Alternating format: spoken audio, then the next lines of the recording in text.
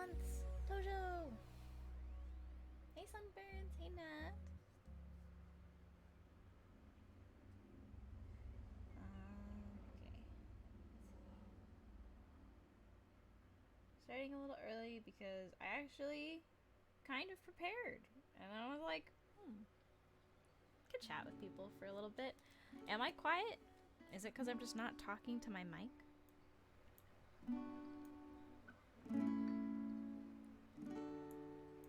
Hello? Hello? Am I closer now? Hi Razune, hey Kick Slap, hey Louie. Hey Axelone, 19 months, thank you for the Twitch Prime sub. Why are you pulling your hair out?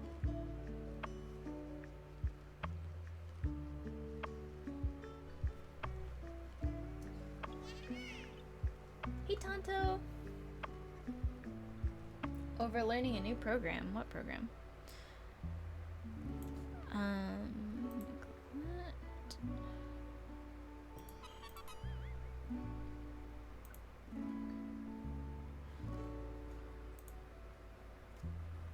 Soulless, thank you for the 2 months. Hope you're well. I am well. Last week was kind of not a great... It was not a great, like, productivity week, and it was also not a great, like, mental health week. So I definitely needed the break. But I'm feeling a lot better this week, and I'm excited to hang out with you guys, because I always miss you guys whenever I'm not streaming, but especially last week I was like, oh. It was pretty disappointing. So I'm glad that I'm back and I'm able to hang out with you guys, because you guys are always part of the best days of my week, for sure.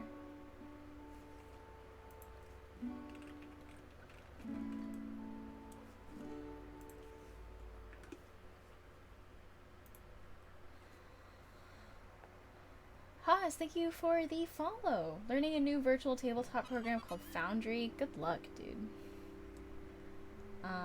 Does the hug help? It does help. Thank you very much. Anna Roses, thank you for the tier 1 sub. Hey, Olin. Glad you're back. Thank you.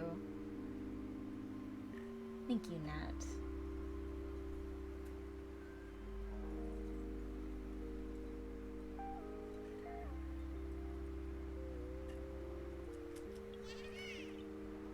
Razane, thank you for the heads up. We'll definitely keep an eye on that. I don't know. Tojo, I feel like you're a lot more familiar with the hate bot stuff that's been happening. So I guess we need to be prepared for that. Gary's not here. Peach is here though. She's napping. Olin, thank you for the Twitch Prime sub. Isn't the badge cute? You can check out the artist who did all the badge stuff in my description. I put at the very top of my social links, I think. Her stuff is great. I think it's her. I don't know. Their stuff is really good. So if you're ever in need of like pixel icons, of badges, definitely check out their coffee. It is so cute what they do. And their stuff is super high quality. So 100% recommend them. Hey Gabby.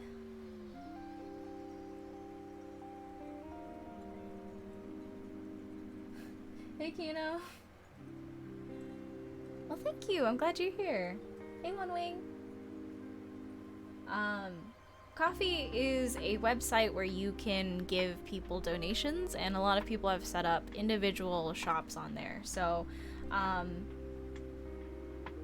you might find like an artist who does like custom pixel art. They might do commissions, and then they get paid through Coffee, which is you know the donation website. So the person who made the icons has their stuff on Coffee. I forget what their name is, but it's in the description of the video, so check out below the video live stream video for links to their coffee shop, because it's very, very good. Very good work. Oh, well, good luck with house cleaning. Hey, Sakuro. Don't know if the last. Don't know if I had you draw for me ever recently. Congratulations. I do remember. It was a really heartwarming request that you made, so I am so happy that everything went well. Congratulations. Hope you're healthy. Hope everyone's healthy in your family. That's really great news. Tell me to hydrate. I shall hydrate. Thank you very much. Okay. Let me get this started. How's Peach? Peach is doing good. I'm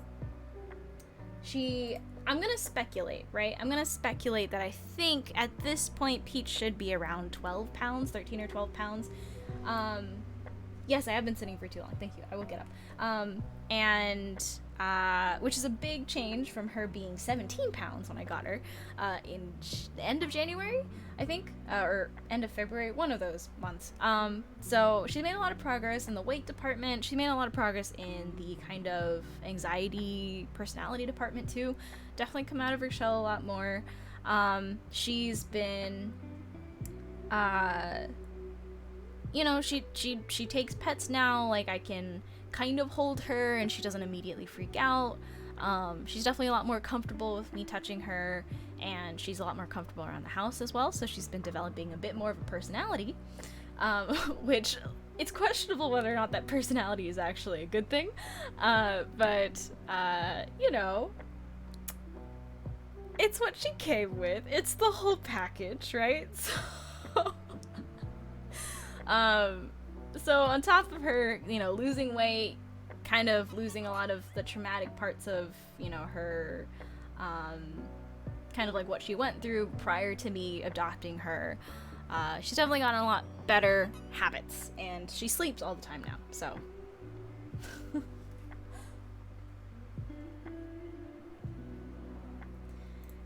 Yeah, I'm glad. I am really, really happy that,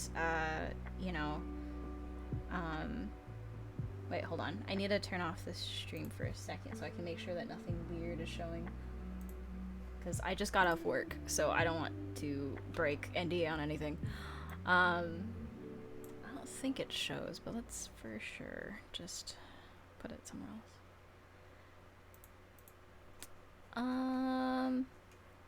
Yeah, I think she's reaching about a healthy weight.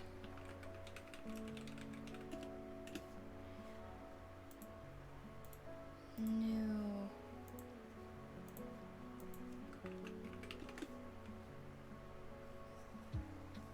Love your art, greetings from Brazil.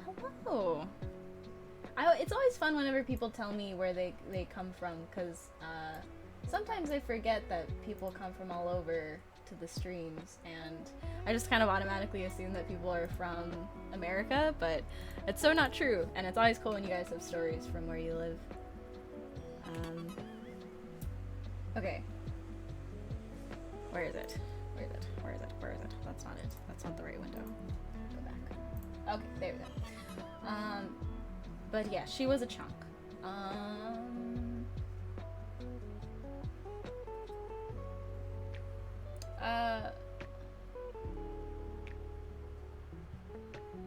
Followed someone on DA years ago, lost my account, never found a lot of artists. Saw your video, maybe think you're one. Well, if I was one of them, thank you for coming back around. I'm always very grateful whenever I hear of people that tell me like, oh, I found your art really early on and I still followed you. It's like, to me, it feels like I've changed so much since then, that I'm always really surprised when they stick around. But it means a lot to me, so thank you very much. And I hope you have a good time. Hello, Starro. Hey, Rustin Kevin. Hey, Steven and Even. Thank you for the tier 1 sub for 12 months. It's so long. It's a year. It's a year, right? Part of my brain was like, that's not a year, you idiot. But it is a year. Yeah, that is. Thank you, Kino. Have fun cleaning. Found your art from you rating Cintiq stream. Well, welcome to this stream. A difference between my stream and his stream is that every time you come to my stream, I'm not gonna roast him because I'm a good friend. And I have no bad stories or bad things to say about Cintiqs. We are a pro Cintiq stream. So. Keith Bones, thank you for the tier 1 sub for 10 months. Thank you. Thank you. Anyone seen the Far From Home trailer? Yes, I did. It's very good.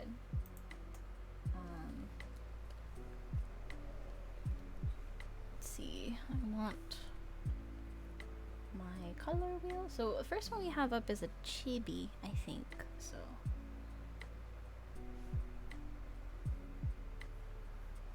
Oof.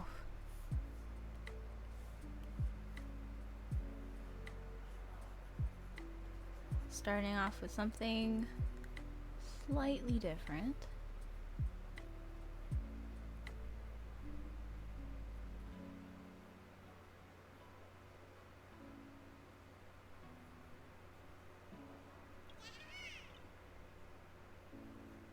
Oh my god. I love that scene. I thought it was such a fun cameo, and he's my favorite Doc Ock actor, so.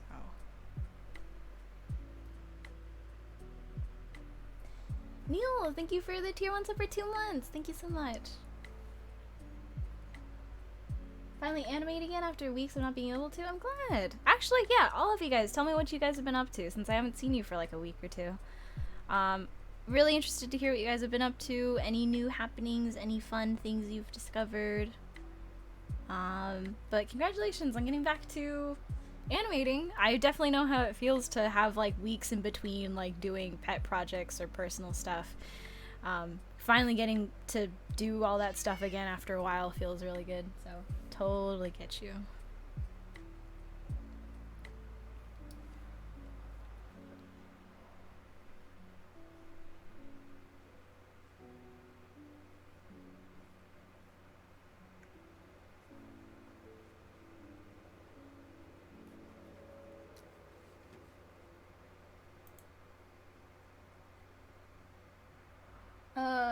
Tojo, do you know what hairstyle...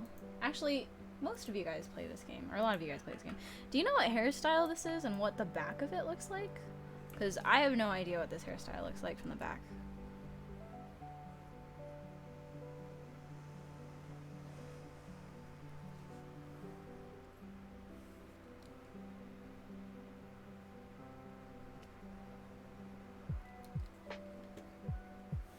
Kickslap, thank you for the Twitch Prime sub.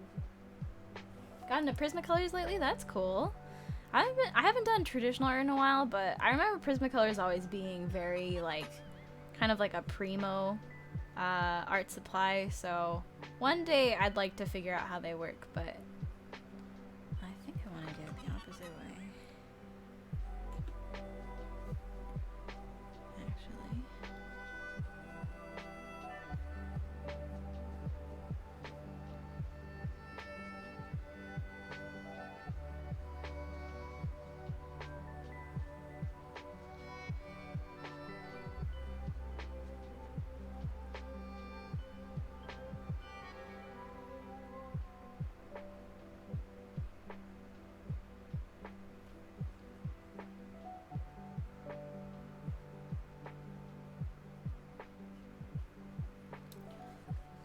Got a new job and I officially initiated into the adult world. Kind of boring so far? Yeah, that's what happens.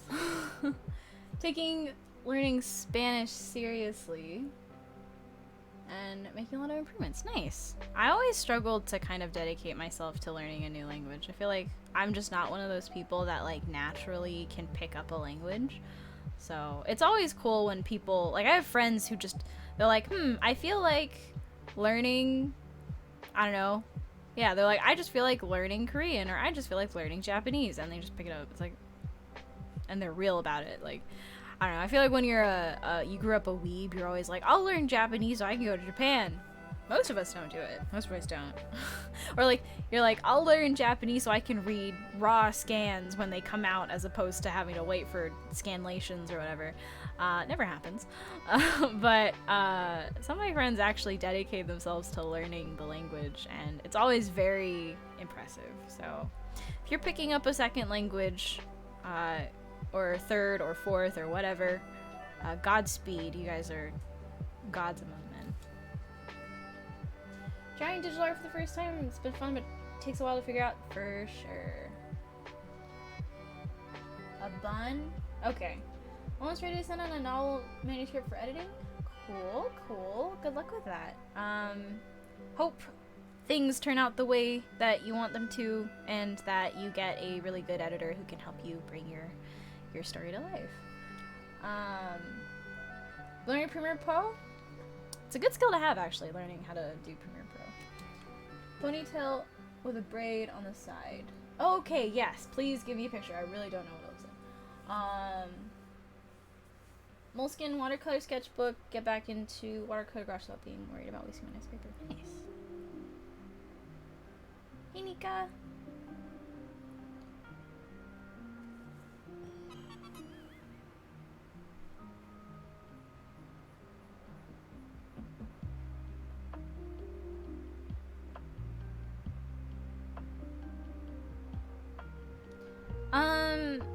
You can send it to me on Discord. Do you have me on Discord? Or you can... that actually might be the easiest way.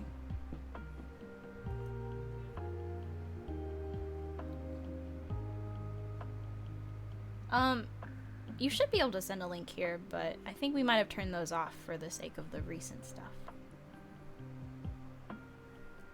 Or you can tell me the name of it too, and I can find it. Okay, cool. Thank you, thank you.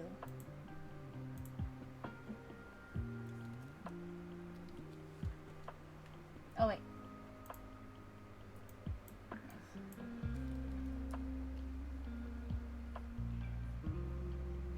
Yes, please send me a new link.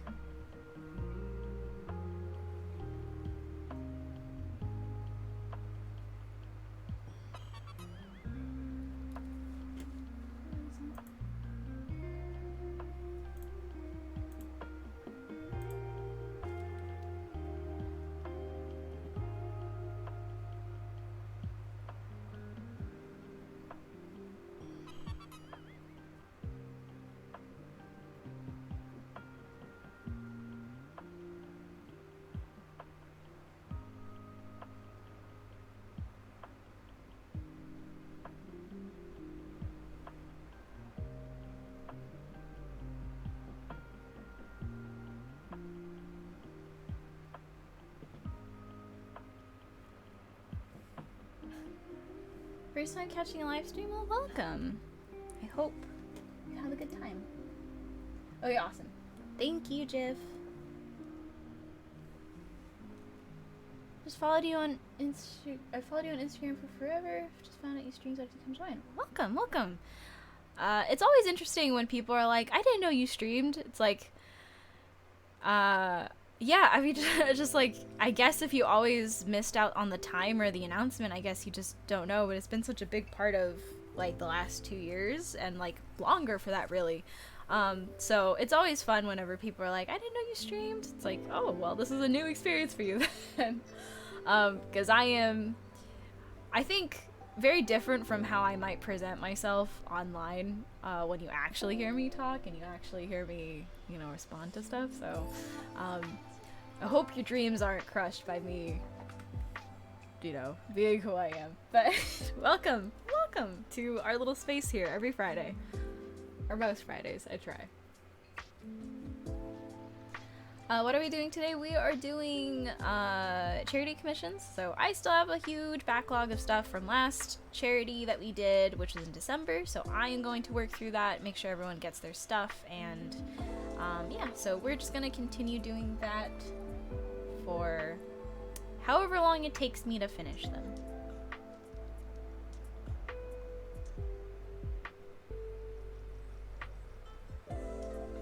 Well, I hope I continue to do so. You sleep at this time? Okay. Well, yeah, I unfortunately can't stream at any other time due to my job, but I hope that in, you know, in the rare cases that you can make it, that you can drop by, because it's always nice getting to talk to people in the free moments that they have. But there's always, like, the streams for a while will stay up, so you can always check them out when they become VODs. Or I'm hoping to be able to start the VOD channel soon, so on YouTube I'm hoping to keep a record of all of the past streams we've had.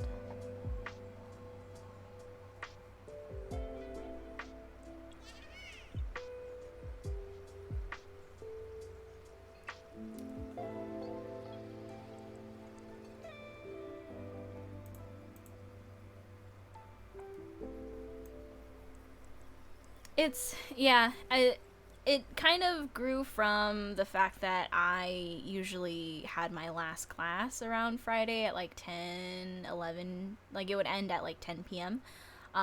So it was just like a good like end of the week, you know, no more homework, no more other stuff for me, for sure. Since then, it just also still ended up being like the day where, oh, the work is done and I don't have to like be working on any more things, and so I just ended up working out.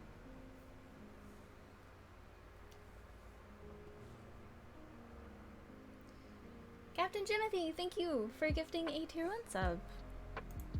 I need to turn this up a little bit. What would be the thing you struggle the most when drawing? I mean, I think every time I draw is usually like a different struggle, I think. I would consider like I struggle with drawing very like aesthetically pleasing things. I think drawing something that's pretty doesn't come very easy. I have to be very deliberate about it. I prefer drawing pretty things, but to actually draw it is usually much more difficult for me than I think it should be. So there's that. And what else? I do struggle quite a bit with being like super accurate with stuff. I tend to make stuff. I have a tendency to make some stuff up as I'm drawing, kind of as a sort of, I don't know, taking some level of creative liberty with what I draw, because I'm just like, too stubborn to really spend a lot of time like,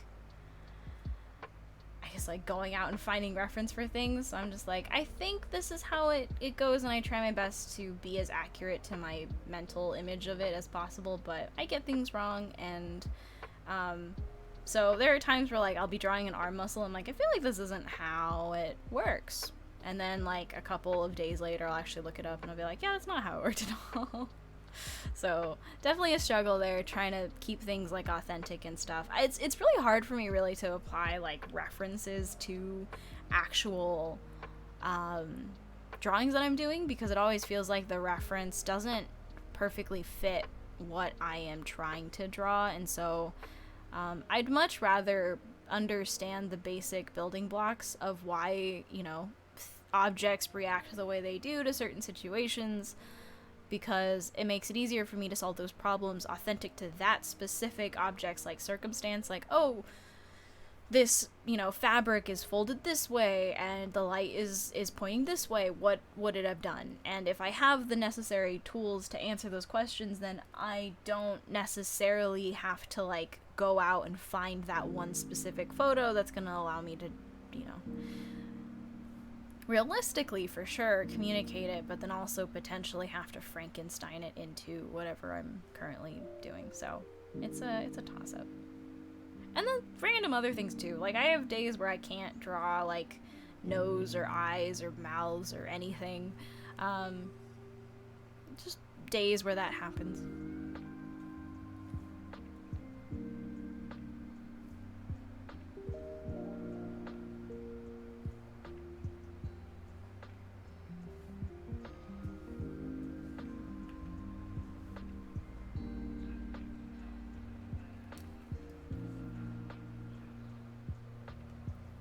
Hyena, thank you for the Twitch Prime sub for 8 months. Thank you so much.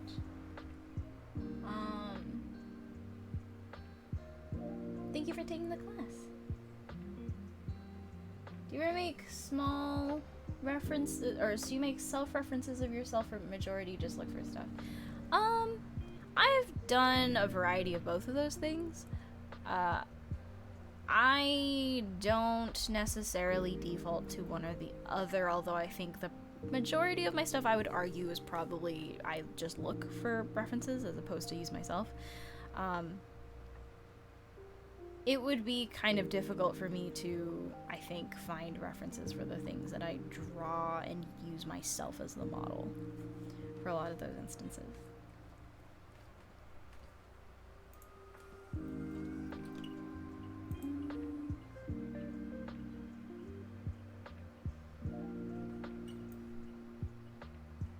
Cool. I need to find...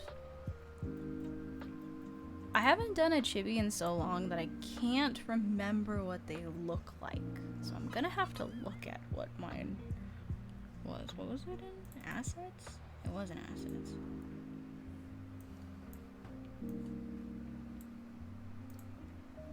You mentioned motion studies previously when you were referring to figure drawing, getting better at posing. Could you go more in depth on what that entails? So motion studies usually just means that what you're studying is in motion.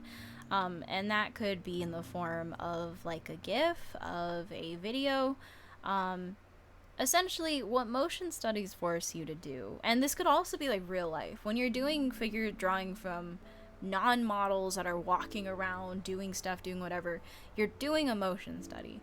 Because what you're doing is you're trying to train yourself to capture a moment in time, a moment that is fleeting, that has probably already passed by the time you've decided that you want to draw that, and you have to craft it again, but as quickly as possible, because you don't want to lose the image. And the more you think about something, a memory or a thought, the more distorted it becomes. So the idea of a motion study is that you want to capture the essence of emotion to learn about how to capture the essence of either a pose or a, you know, just like a general atmosphere or feeling, being that you can kind of like take away from a given, you know, I guess pose. So, cars. Unfortunately, you're gonna hear that all night because my window is open because it's too hot to keep it closed. But yeah, so when you're doing motion studies and you want to, you know, get better at doing gesture work, getting better at doing dynamic poses, getting better at being able to quickly lay down a figure and the intended like energy behind a figure and a pose before you lose it. Motion studies are the best way to kind of train yourself to do that because it's an active skill that you have to build while you're doing them. So yeah, videos of people doing stuff, documentaries, movies. A lot of people do motion studies for movies. You could do animation's kind of more like if you want to study a very specific form of stylization with motion, like you can mix the two. What else?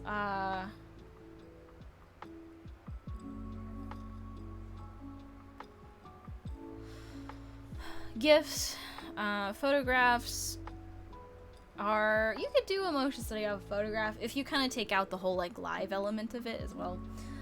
So there's a lot of ways. When you have those days when you can't draw and have to work, what do you do? It sucks, first and foremost. But to an extent, when that's kind of where like self-discipline comes in. Like I kind of just have to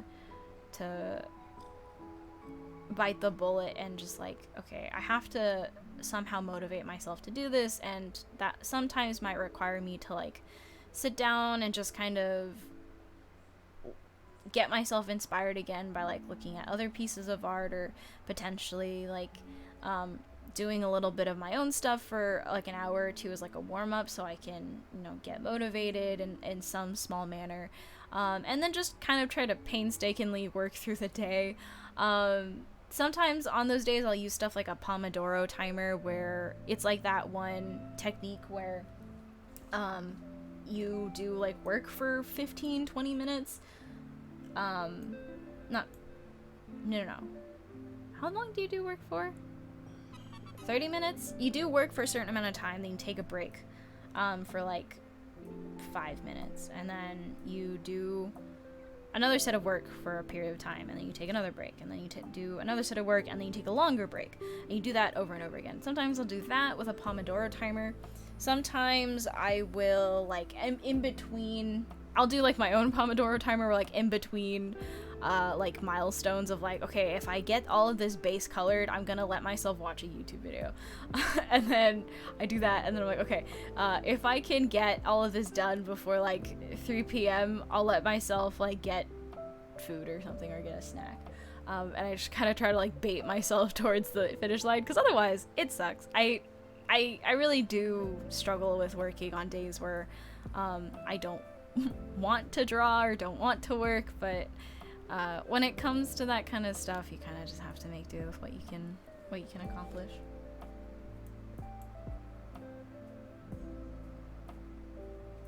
Hey Sojiro, how do I feel about 3D models? They are pretty cool. Even to be a character designer, your art is so beautiful. I wish you could take your class. Well, thank you. Yeah. In the future, I do hope to do more stuff than just the class that I made for Class 101. Currently, there are no concrete plans for that. But you know, these streams kind of serve to be a space for people that, you know, maybe don't have a lot of options in regards to taking art classes elsewhere. Maybe they just have the odd question that they want to ask me. So, you know, that's kind of what these spaces are for. If you have a question that you want to ask, you don't have anyone to ask it, I'd be down for, you know, people to ask me questions in these streams, and I can try to answer them to the best of my ability. Obviously, it won't be the same as taking an actual class or doing a mentorship, but, you know,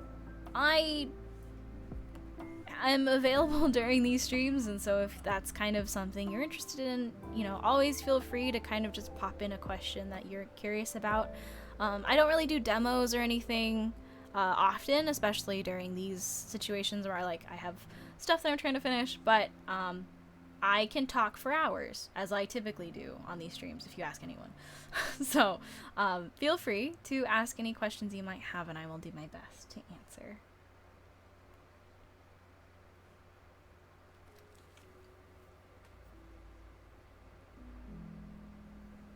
I think it's important to understand the form of the subject, example, head anatomy, so well that you can draw it turning around like the way animators do. I think intrinsically you should be able to kind of envision doing that. Like,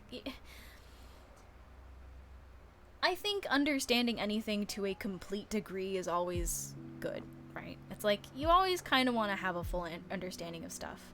But from my perspective, I think there's just always going to be things where you're going to be really good at remembering and contextualizing and really understanding this one aspect, and then there's going to be stuff that you just will never get.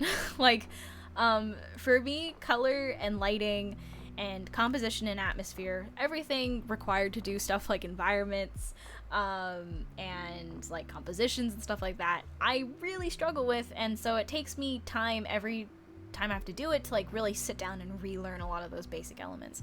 When it comes to drawing humans, been drawing them for so long that at this point it's relatively easier for me compared to maybe someone else who struggles to draw characters and stuff like that. It's relatively easier for me to contextualize doing stuff like drawing a head, 360 or whatever. I think knowing what kinds of skills are important to you if you're in a space that you're still learning how to do a lot of stuff, knowing what kind of skills are important to you, stuff that you really want to learn, and being cognizant of stuff that you struggle to learn more so than other things, is good to know. And while yes, I think it is pretty cool to know something to that degree, there are people that like study and work their butts off to be able to do that kind of stuff. That's actual technical mastery, right? And for me, I'd argue that, like, yeah, I do care about some level of technical mastery, but it's not necessarily as high on my board of, or like, I guess, like, list of in necessary skills for my personal development, as much as I'm more interested in, like, being able to design interesting and compelling silhouettes, or characters with a lot of personal backstory, or being able to draw a wide variety of body types. Like, technical mastery is there, it's a part of that process, it's not a focus. And so, could I do what you're asking? Sure. I wouldn't necessarily be the best at it. I think it's good to know those things. I would never recommend someone not learn those things. But there's a balance you have to strike with, like, what are you going to focus on and really hammer into your head about core knowledge, and what is it that isn't nearly as important to your development, is a good skill to learn, but is ultimately not something that you're going to be utilizing 100% of the time. Because if you're an anatomy teacher, or you have anything to do with the fine arts, and being able to do that kind of stuff accurately is part of your art form, then yeah, you're going to really focus on that kind of stuff, and it is really important. For me, my heads don't look the same if I draw them from different angles, and you know what? No one has really cared so far. I hope they don't. So it's not a big deal for me, at least. Dealbot, thank you for the tier 1 sub for 20 months. Hey Angel, do you consider perspective when you're drawing without a sketch? Yes, absolutely. I think perspective is a really cool way to add a little bit more flavor to, like, just a normal drawing. Because we're so used to kind of just looking and drawing things at a very flat perspective. As soon as you start tilting the camera around, suddenly you have a whole new way to explore dynamism and, like, dynamic visual communication. There's so many more interesting solutions to, like, ways to communicate a design by adding just a little bit more personality to stuff. I think it's really fun when people put, like, just that little bit of extra kind of, like, angle to their stuff. Obviously it's not very, like, I guess, functional if you're trying to just do stuff for like a turnaround sheet, but if you're just making art, why not? Why the heck not? Perspective's really fun and cool. And I think just in general, perspective is something that you should be learning regardless as an artist. It's just one of those basic fundamentals that finds itself popping up as a core fundamental in pretty much everything, regardless of, you know, what you're doing. So, in most cases, I would consider perspective pretty core to a lot of the things that I draw. Are you going to watch Shang-Chi? Shang-Chi, is that how they say it? I might, I don't know. I am not really into superheroes as much as I was in high school. And even then it was kind of like, it's cool. So I don't know if I will, but if people say it's good and it's worth watching, then I will, because I would love to see some Asian actors on screen. That'd be really, really cool.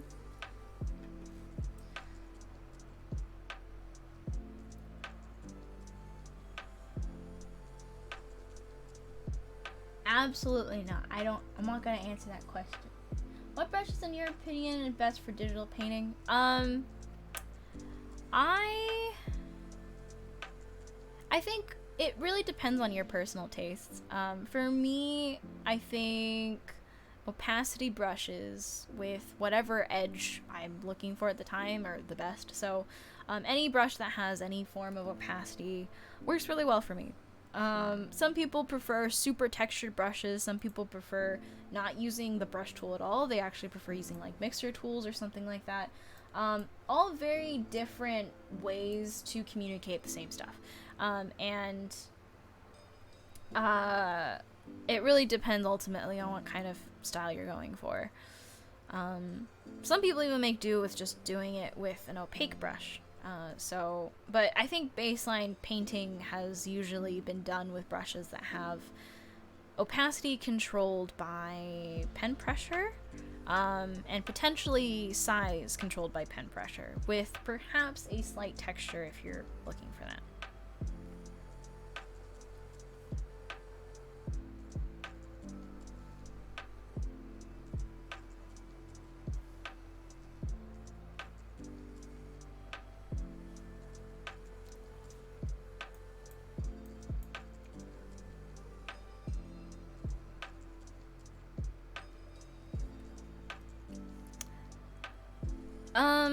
So I talk a little bit about this in my class, but essentially, learning art styles is looking for hallmarks in someone's work and figuring out how all of those kind of like keystones in their style influence how you perceive the look and aesthetic and the general appeal of something.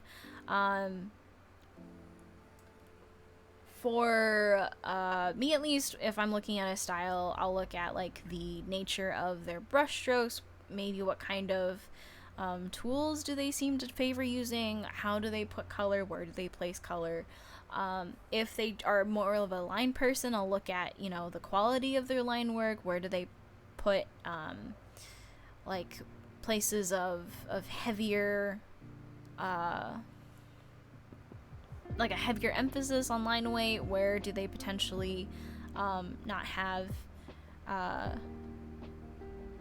or where do they potentially have like areas of not as much emphasis versus areas of heavier emphasis. If there's any like consistent rule with how they put stuff, so like oh, is it stuff in shadow, is it like, hold on, is it stuff in shadow, is it like depth that's really influencing it, is it just like a stylistic choice? How can I figure out where the appeal comes from, is usually how I try to look at styles. Best way to learn perspective. Now, perspective is a difficult thing because it is a very technical thing. Difficult to learn on your own, not impossible, but it is difficult. So I would really recommend, I'm pretty sure there are artists out there who spend most of their time like trying to convey like these technical skills, and I would recommend looking for those artists, because you need a real proper perspective teacher to really be able to impress upon you like how deep perspective can go, because it's more than just like, oh, draw things on a grid. It's like there's a level of, you know, actually calculating space and like, okay, if this is your determined kind of like value when it comes to units of measurement, how do you extrapolate that back in depth? It gets really deep, really technical, really specific, and a lot of artists struggle with it if they're not very technically minded. But I do think it's really important to know that that's like a thing, that perspective is not just, let me, you know, manufacture a grid out of whatever and just turn it in space by deforming it in my transform tool. It's something like a lot more based in like a little bit more of a science. But I'm sure there's plenty of artists on YouTube or something like that that have like videos on perspective because it's such a core concept. So I would really recommend checking those out as opposed to me helping you, because I'm passably okay at perspective. I should not be helping anyone with it though.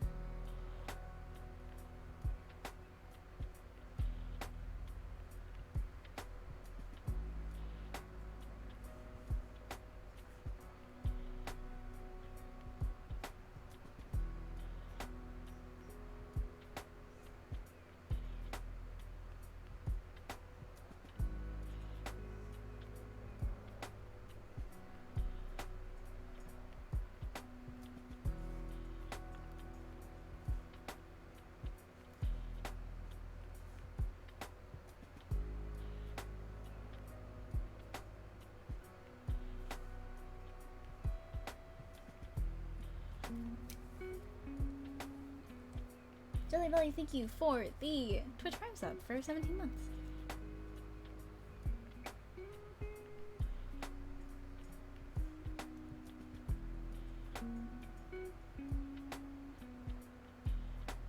Will I ever be free of this list? Who knows?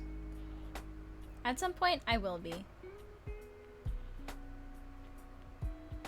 It would help if I could stream more often, but... And also if I was just faster in general. I don't know. I've been, like, a lot slower with drawing, which in a way is good, in a way is bad, and I can't really tell if I'm reaping the benefits of going slower, but I don't know. I used to zoom through these so fast. Have I become a boomer in the time that I've been gone? I feel like I have. I feel like I've started like, my sister and I were talking about this earlier today, developing boomerisms, like mannerisms, but boomerisms, right? I think my primary boomerism that I'm developing currently is, just like a general distaste for like even more so than before, beyond just being like an introvert, actually being around people is much more exhausting than it used to be. And I go slower now. I'm just a little bit more tired all the time. I take naps in the afternoon. Like, I think it's over for me.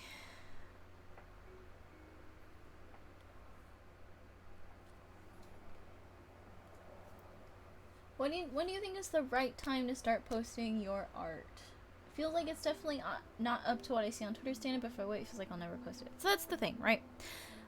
Is that at no point are you ever going to be ready to post your stuff. You just are going to be posting your stuff, and you're going to be growing as you post your stuff. The moment I feel like people wait till they're ready. It's just them saying like, oh, once I'm like better than a certain level, right? But the thing is that your tastes and your ability to qualify like what is good and what isn't is always going to grow with you. And if you're never going to be able to really concretely say like, oh yeah, my art's good now, then at no point are you ever going to feel like you're ready to post. And I say this with as much cautionary thing as possible, because I think social media can be incredibly toxic, but you know, if you are interested in posting on social media and you are willing to take the risk and all that stuff, then you should just start posting regardless, because I think what social media can do is be a really good record of your stuff. I have my website from when I was like 10 still open. I have my DeviantArt still up. Like, and I have my Tumblr still up. Like, I don't use these sites anymore, but I keep them because they're logs of my life, my history, and a lot of my art that I no longer have physically. So I'd say if that's something you're interested in doing and you're not just doing it to like, I don't know, for whatever other reason, and you want to get into art and posting art online, then you should just start doing it now. There's no better time than now, and there will never be any better time except the moment that you're thinking about it, because you know, it's just really up to whenever you want to start presenting your work out there. And I'd argue that being able to really build something over a course of a longer period of time is a lot more reliable than hoping that your stuff will get really popular really quick and you just have to wait for the best moment to upload stuff so that your work is at its peak potential. I think time has done more for my personal quote-unquote platform than my actual skill level. I think the fact that I've been around for so long and that there's a group of people that have been following me for a really long time, when the community itself was not that big on like stuff like Instagram and whatever.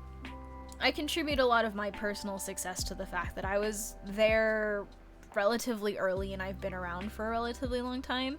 And, you know, I think that's just kind of the case for most people. So if you're interested in putting art online, then you should just do it now. Whenever you have the account, whenever you start doing stuff, just put it out there.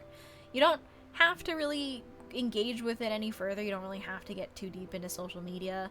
I really don't actually recommend people go like full into it, like they treat it like a business from the get-go. Just post stuff, have fun, talk to people, say hi, tell them their stuff's good, have them check out your stuff. Like, it doesn't have to be all scary and stuff. You don't have to be ready for it.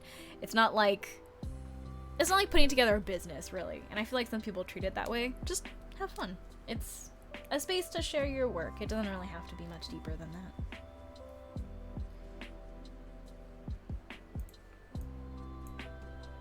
You'll slowly reach the 20th con. Yeah. We'll get there at some point. One day. Someday.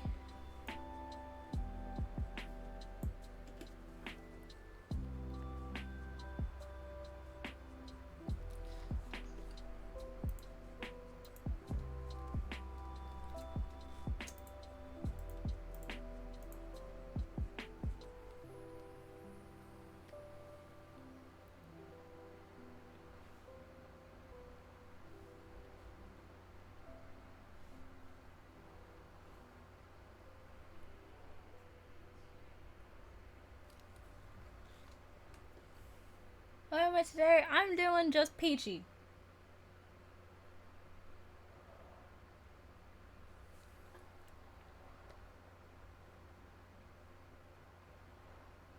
I'm so behind on people in the chat, but it's okay.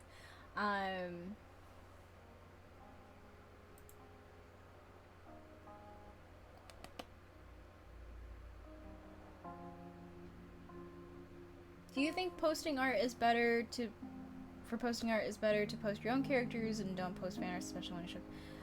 No. I think fan arts have gotten like a weird generational reputation of being kind of something that only like non-professionals do, but it's so utterly like it's a lie for one. I don't think people really care if you do fan arts. I think it's certainly a choice that you make. I think some people online are known for doing fan art and only fan art, and some people are known for doing OC stuff, and some people a mix. It really depends ultimately on what you want to be drawing, and I think people are going to be a lot more interested if they're looking at stuff that you actually wanted to make versus stuff that you thought you should be making. When it comes to jobs and stuff, they will look at your social media stuff for sure, especially if they can find it. But that's the reason why they have you send in a website or a portfolio. It's like so you can send them stuff that you want them to see, that you want to show them. Obviously, you know, you're going to have the unknown anonymous recruiter just going around and checking out people's stuff online, and you might get a email about a job that they want you for, but you didn't send them anything, and it's because they saw your stuff. But that's their prerogative. Like, they go out and they look for artists that they think is suitable for whatever job they want, and they go find you. Whether or not you do fan art doesn't really matter. You're still drawing those things on your own. But again, like, when you are applying for jobs, generally, yes, you don't want to put fan art in your portfolio, but that's what a portfolio is for, so that your social media can be more than just, here are all of my best pieces, and now I won't post anything for like 5 years while I make the next one. You know, it's like, your social media is for you to have fun, do stuff, talk to people, do whatever. Maybe have a semi-professional platform, but otherwise it's like, it's not meant to be one. You can just have fun if you want. And then when you have like actual professional work that you want to put in your portfolio to show to companies, that's why you have a personal website. That's why you have a portfolio website, or that's why you have a portfolio PDF itself. So I wouldn't get too nervous about having fan art on your sites at all. I would say, though, most companies don't usually want to see fan art because they want to see what you can do in particular.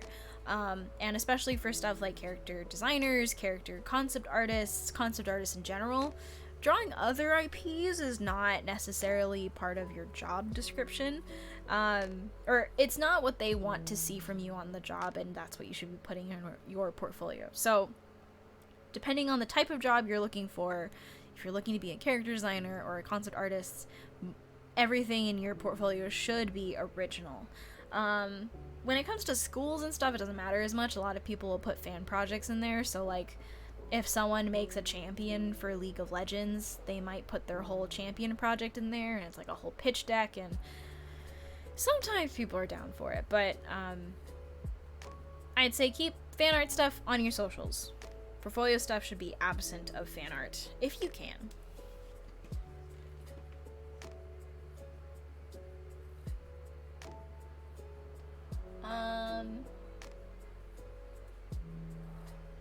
Did I do the Rising event?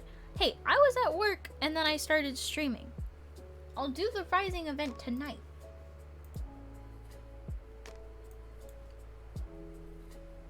Why should I do it on stream, huh? Do you have any tips for people who need to make a few under sketches before laying down the line, or how does one get used to draw? Okay, I don't.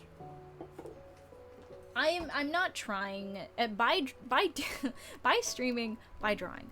I'm not trying to convince anyone to draw without sketching, and in fact, I don't think drawing without sketching is for everyone. I think it is an interesting way to draw, a more interesting way for me personally to draw, and I find that my work is more fun by doing it this way. And if you think that's the case for you, if you think you want to try it out, that's cool. But I think when it comes to drawing for imagination, I talk about this in my class as well, it's less about being purposeful of drawing without an undersketch and more about knowing what you're drawing so well that having to do an undersketch, having to use reference, having to do all those things feels arbitrary. And I use this analogy a lot when I'm talking about drawing for imagination or drawing without, references. It's like writing. When you're learning to write a language, they start out by showing you how to draw and essentially draw these letters. They show you how to write the actual characters that make up your language. And then as you get better and you don't need those guides anymore, then you can start learning how to give meaning to those symbols. And at some point, you stop needing to have a guide to write these letters. You can just put them together, form words, form sentences, start being able to describe like abstract or complex thoughts and complex messages without needing a guide all the time. And essentially what drawing without a sketch is just you've gotten to a point where using a guide is just a little bit unnecessary, and you don't necessarily need it to be able to draw the thing you're very comfortable doing now. And that's the case for me when it comes to drawing humans. I've been drawing humans for a really long time, and it's something I'm very comfortable drawing, and to use a sketch, it's not like I don't use undersketches, I do, but when I'm drawing something I'm very comfortable with, at a certain point it kind of just feels like I'm making a sketch to make a sketch. So that's why. And when it comes to people wanting to get into that, usually what I recommend to people is that they focus more on what it is that they suffer, or like what is it that they struggle to draw on their own. What about the sketch gives them like a sense of stability? What about the sketch helps them? Because those are usually the weak parts of a person's knowledge.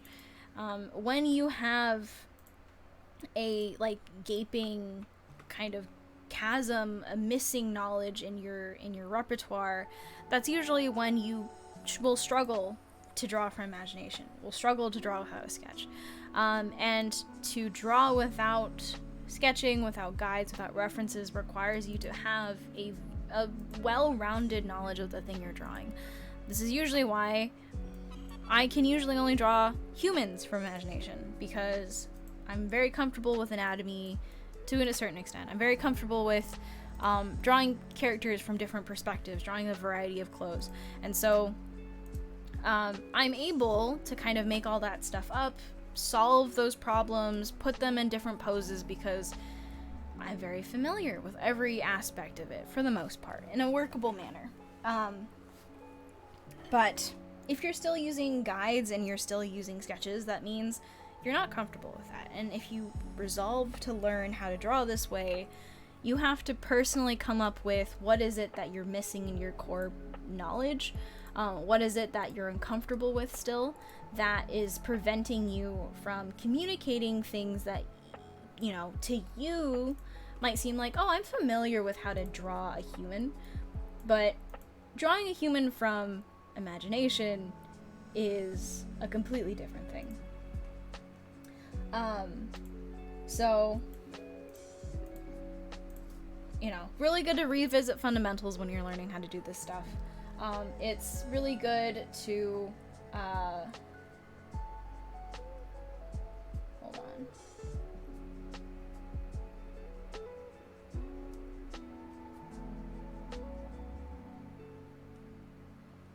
Okay.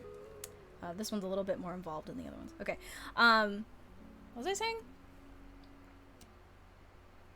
Revisiting foundations and, I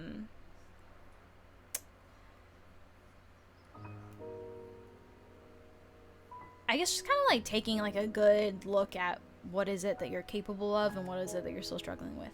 And then working towards kind of supplementing those gaps in your knowledge by reinforcing consistently that, like, you have to really understand, compartmentalize, be able to fully envision these things ahead of time in your head, plan ahead for these potential problems where, like, oh, I want to pose a character in this way, what does cloth look like in this pose? If I want to give a character a very specific type of emotion, you know, what kind of, how does that, like, change or, how does that change or manipulate the kind of poses I should do, the kind of facial expressions I should give them, that kind of stuff.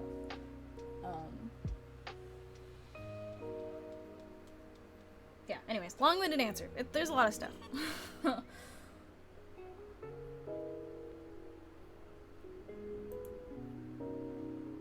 Do you think being able to bring an artwork to finish and exploring your own process is important than doing a bunch of studying until you think you're ready?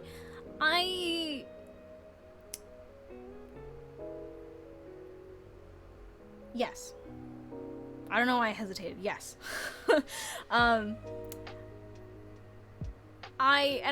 Again, a lot of these things I talk about in my class, I think studies are severely overrated for the average artist. I think that it's really important for people to do studies. I think it's really good that people have been putting a lot of effort into kind of creating a culture where students are you know, encouraged to learn and look at, you know, other art and really kind of invest themselves in the act of learning. But I think it's really important that you are making stuff you want to make to also create benchmarks for yourself and learn, like, okay, so these are the skills I wanted to learn. This was the stuff that I have done over the past couple months. Am I actually learning anything? Am I actually adding to my ability to communicate the stuff I actually want to be drawing?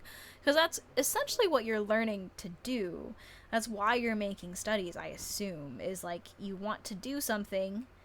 Here is a list of stuff that you are, you know, struggling with, don't have enough knowledge to do, and by doing studies and by doing, you know, all of these, you know, classic learning educational trends, like you're working towards that. But by never actually sitting down and actually doing the thing you were learning stuff to go and do, it feels like an oversight to me. And I feel like not enough students really realize, like, you could be spending a lot of your free time just making art that you want to make, as opposed to forcing yourself to do more studies, when I think a lot of that energy could have gone into kind of analyzing what is it that you've learned, what is it that you haven't learned. If you were, you know, working a long time on a specific problem and you draw trying to apply what you've learned and you struggle with it, like, maybe that's an indication that the method you're using isn't as helpful, or maybe it's an indication that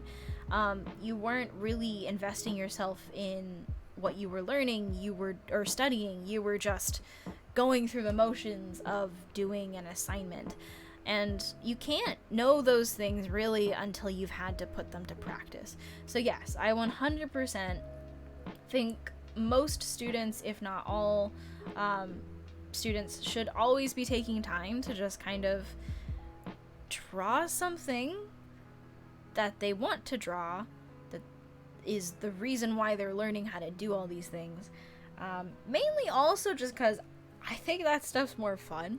Like, I don't like doing studies. I don't like the kind of very granular process of the boot camp learning. I think it's quite, one, it's boring. Two, it's stupid.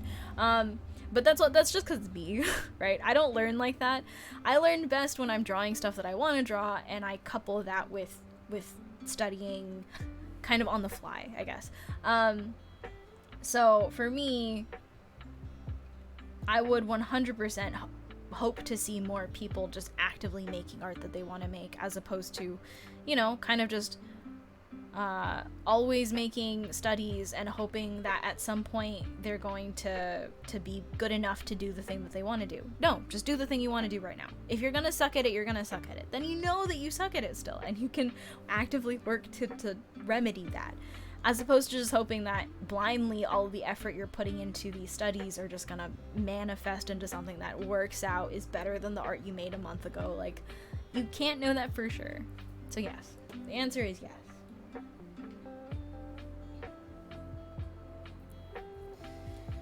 Do you ever find it difficult to draw rough and loose after learning to draw with such a fine line approach? Yes, and I actively try to kind of bounce between the two. And it's funny because my traditional stuff, when I do end up kind of doing more like traditional sketching, it is relatively looser than my digital stuff. I think that's become a distinction between my work. So it'll be interesting to see in a couple of years, when I've kind of maybe had more of a longer gap between doing traditional art and digital, how that'll manifest. Yes, Peach.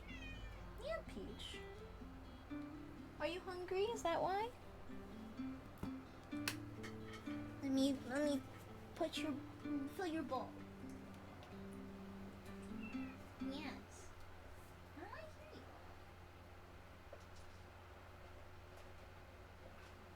Thank you for being a good girl. Thank you. Ow. My knee cracked. I'm old. It's another boomerism out to get me.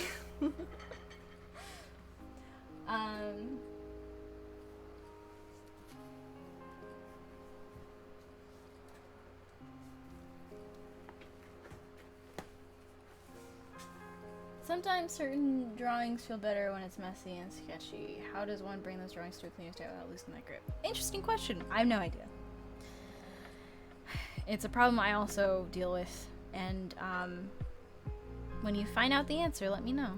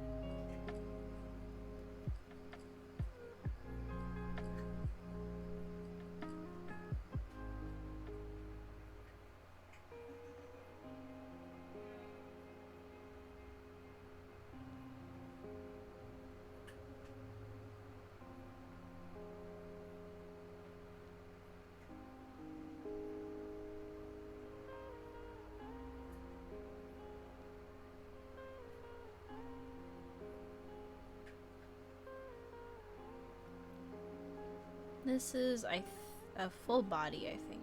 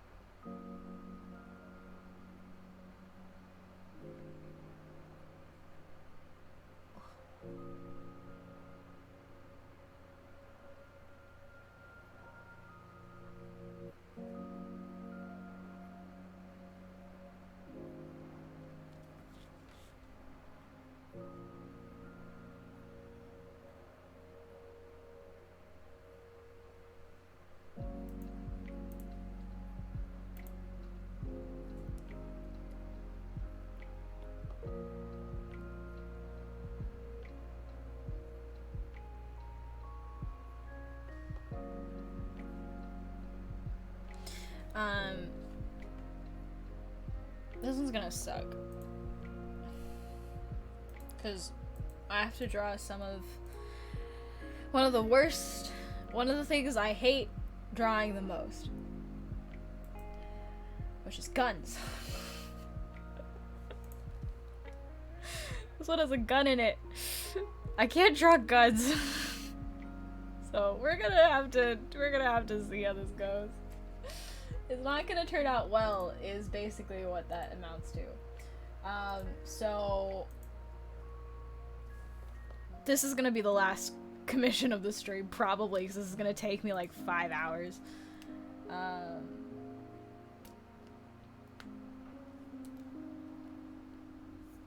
Uh-oh.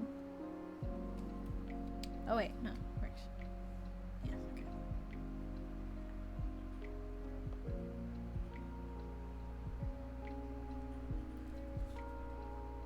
It really is my kryptonite. I don't like drawing them. I don't think they're cool. I don't like drawing props on it's like the worst storm of things. It's like everything I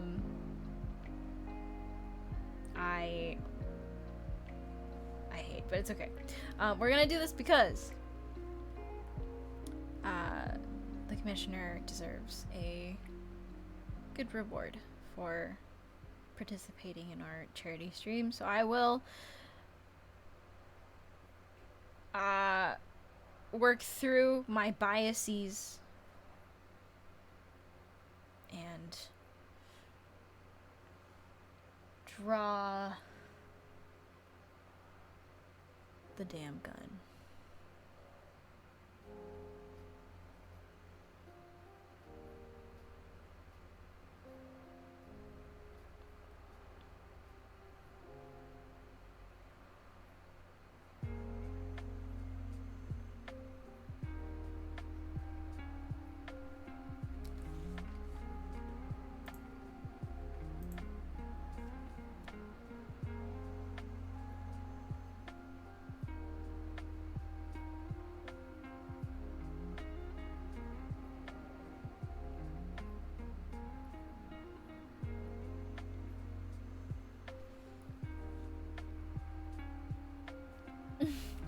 I will hydrate.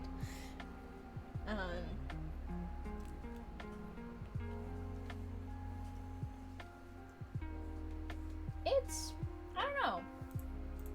What kind of gun is this? I assume it's from PUBG.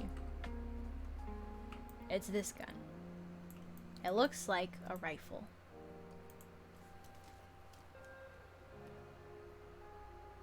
A riffle? It's a riffle.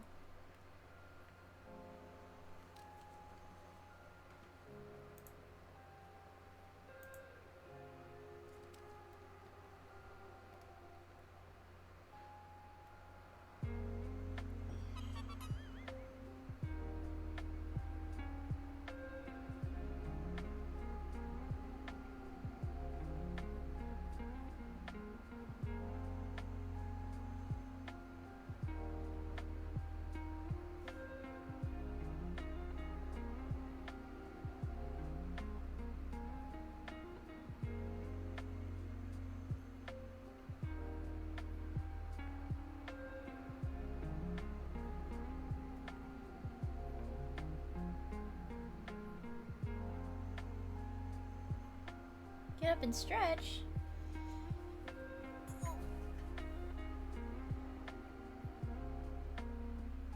Boy, I have stretched.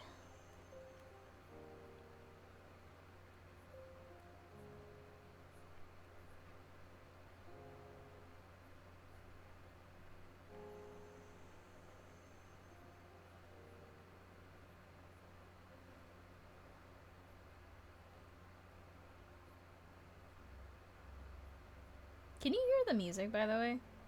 I was worried it's too soft.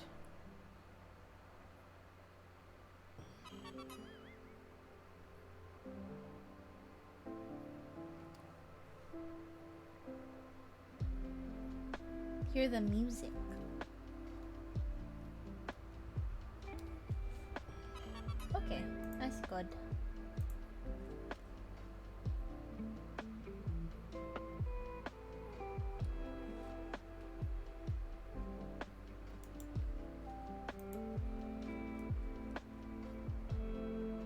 I mean, it definitely takes some time. I've been using an Intuos for like over 10 years at this point. So I definitely have some experience with it now.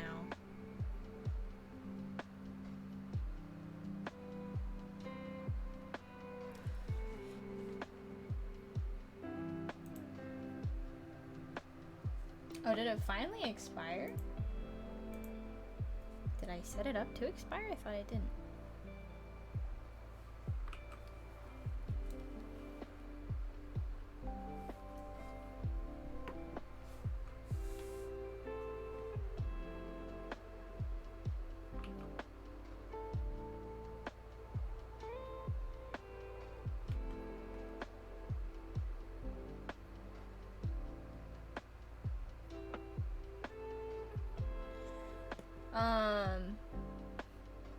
Feels like drawing more than editing.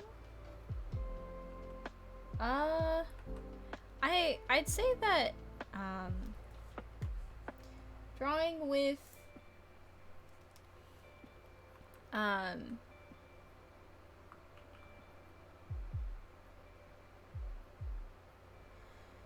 an Intuos has always felt different from drawing normally, and I think I've kind of embraced that.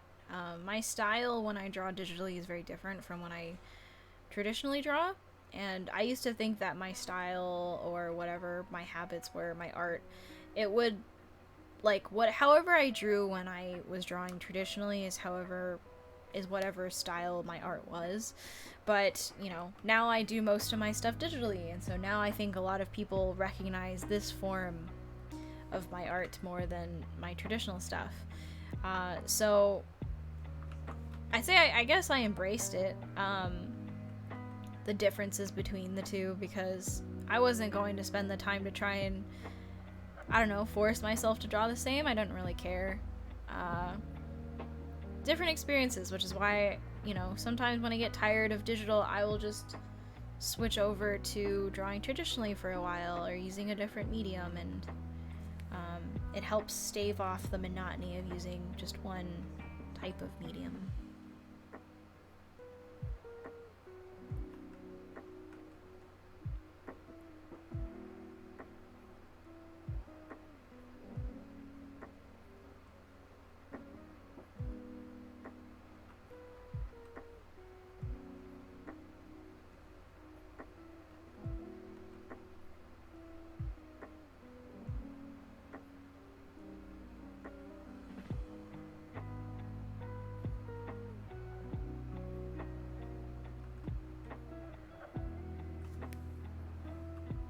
What I think of Paint Tool aside too, I think it's fun.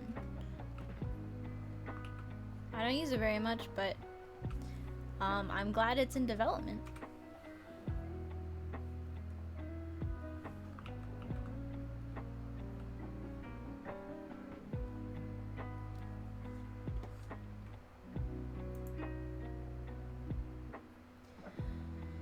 Are your brushes for sale? The one you're using right now looks so good. I do have my brushes for sale. They're on my Gumroad. Or if you are a subscriber to Twitch, you can check out the Discord channel for subscribers, and I have free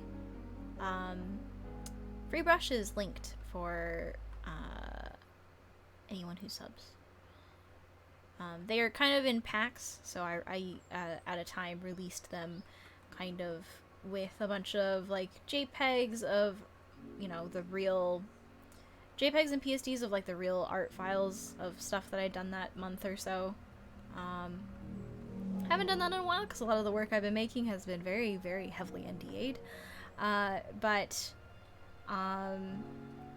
Yeah, so you can either subscribe and you can do Twitch Prime, which is using your Amazon Prime account, or using the actual subscription button for Twitch, or you can check out the Gumroad, and it's all, most of them are available up there. There, I think, is one pack that isn't available on my Gumroad.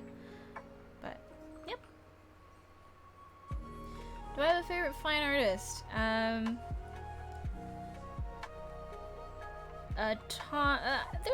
There's a few. What was the...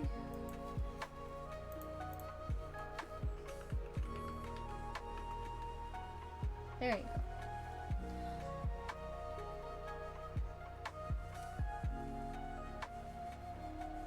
Have a traditional art medium you want to try that you haven't yet? I haven't really tried oil painting. I would like to be able to do that.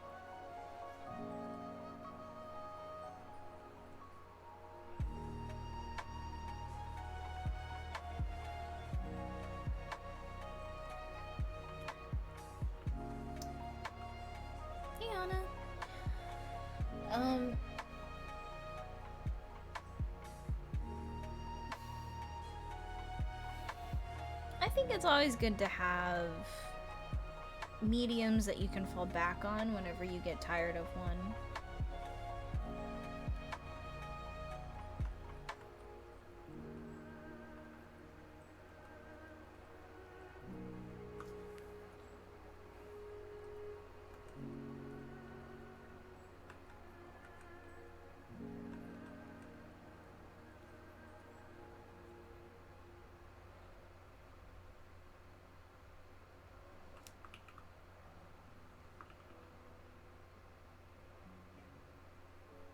Hey Joan, how are you?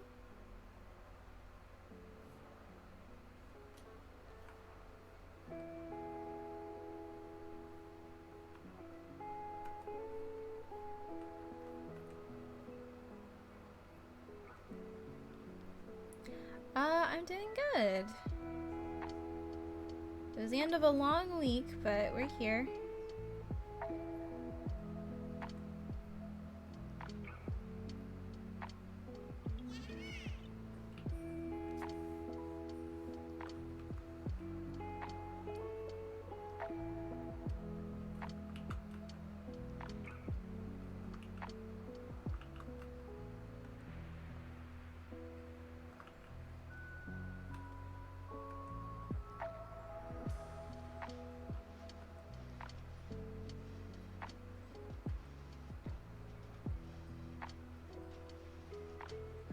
Radiant Yawn, thank you for the Twitch Prime sub.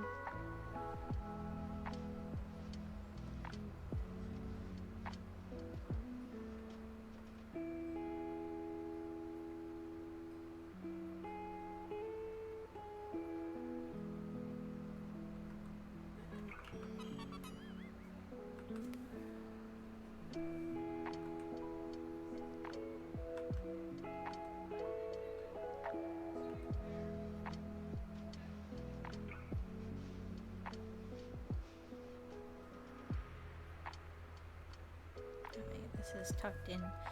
It's, you know, I don't think I've ever really thought about it, but like, in my head I never saw ties as something that you tucked into anything, but I guess sometimes people tuck them into their pants.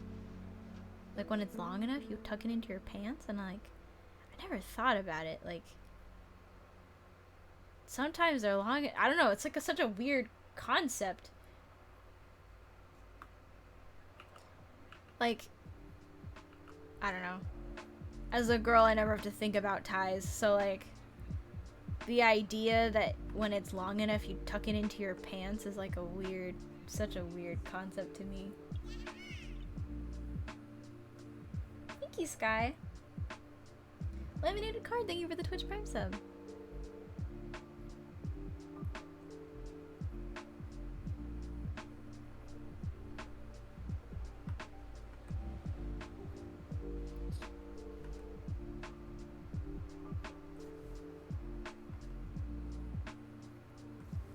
Interesting.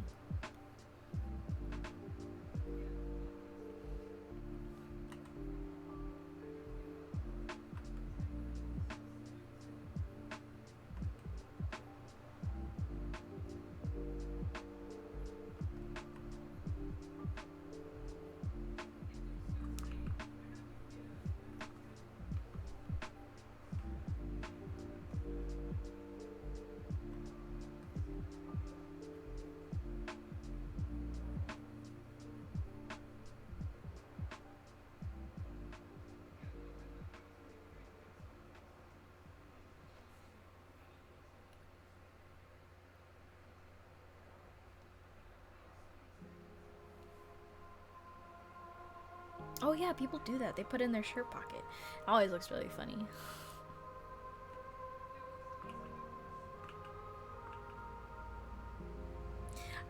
I just don't think I've been around enough people that wear ties very frequently.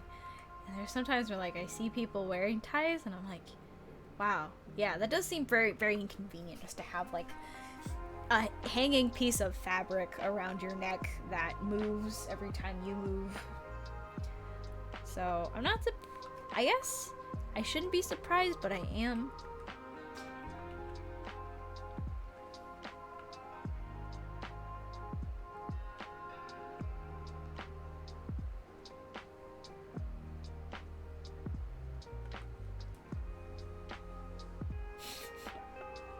The fact that both of you guys said that at the same time. I don't know. I'm not really a tie kind of person. I think a lack of ties is fine.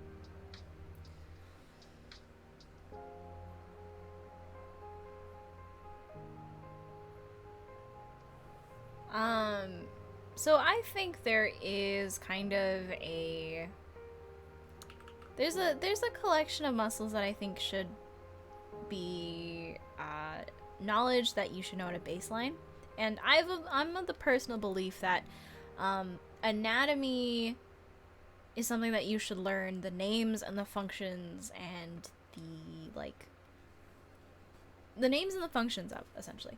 So yes, it's very overwhelming to get into anatomy because you don't really know what to search, so you just kind of like look up medical guides, essentially, what you'll get when you look up anatomy, and it's very overwhelming and confusing. You don't need to know like 95% of the things you see on there, because really what artists are mostly focused on are surface level stuff. So it's a lot of the really bigger pieces of muscle, the more larger aspects of the bone structure that you should really be thinking about.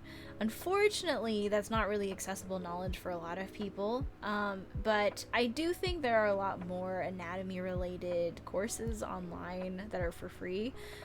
Proko's the only one that really comes to mind, as well as Drosh and a couple other people as well, that really focus in on like really necessary like pieces of anatomical structure. So I would recommend maybe following along with like a series that people do, anyone has done about anatomy, and kind of just zero in on like one bit and piece of it. I recommend starting with the skeletal structure first, so learning about the names and the functions of like most of the bigger bones that you see. That includes stuff like how the torso is kind of broken up into the sternum, your collarbones or clavicles. You got your ribs, and you can learn how many there are. It doesn't really matter. And then, you know, you've got like the vertebrae, and there's different parts to them. Like there's 3 different groups: the lumbar, thoracic, and oh shoot, what was the last one? Lumbar, thoracic, cervical. So cervical is up top, I believe, because it's the neck. Then it's the thoracic, and then it's the lumbar, which is your lower back. You know, and then you can go into like, oh, the upper arm, the upper arm is the humerus, and then you've got the radius and ulna. Which side do they connect to? Like, it's like basic generic anatomical stuff. You don't need to get too deep into the sciences. And then when you get to muscles, it's like, okay, so what are the basic surface level muscles that you learn about when you're looking at what actually creates the massive shapes you see on the body? Well, you know, there's a lot of them, frankly, but not nearly as many as there actually are in the human body, and so it makes it a lot easier to learn. But that's only if you know what muscles to focus on. Unfortunately, it's still too much for me to like list out, and I do have like a section on this in my class, but in general, like if you look up anatomy for artists and just kind of try to focus one bit at a time, like, okay, I'm only gonna focus on the arm today, or maybe just the upper arm, because the arm's really complicated. I'm just gonna focus on the upper arm today, and I'm gonna really think about beyond what muscles there are, how do these things interweave and connect, what is each piece, like what is its function, and then look at arms from, you know, muscular people, and figure out in different poses, how do these muscles show up, and how do they portray themselves. And it's only when you've really applied that knowledge to real life that you can kind of see, in a way, how simple it is, and in a way how complicated it can get.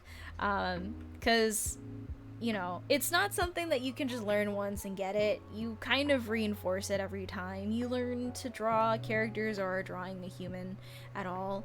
And to really have a good grasp on it requires an even deeper knowledge of anatomy.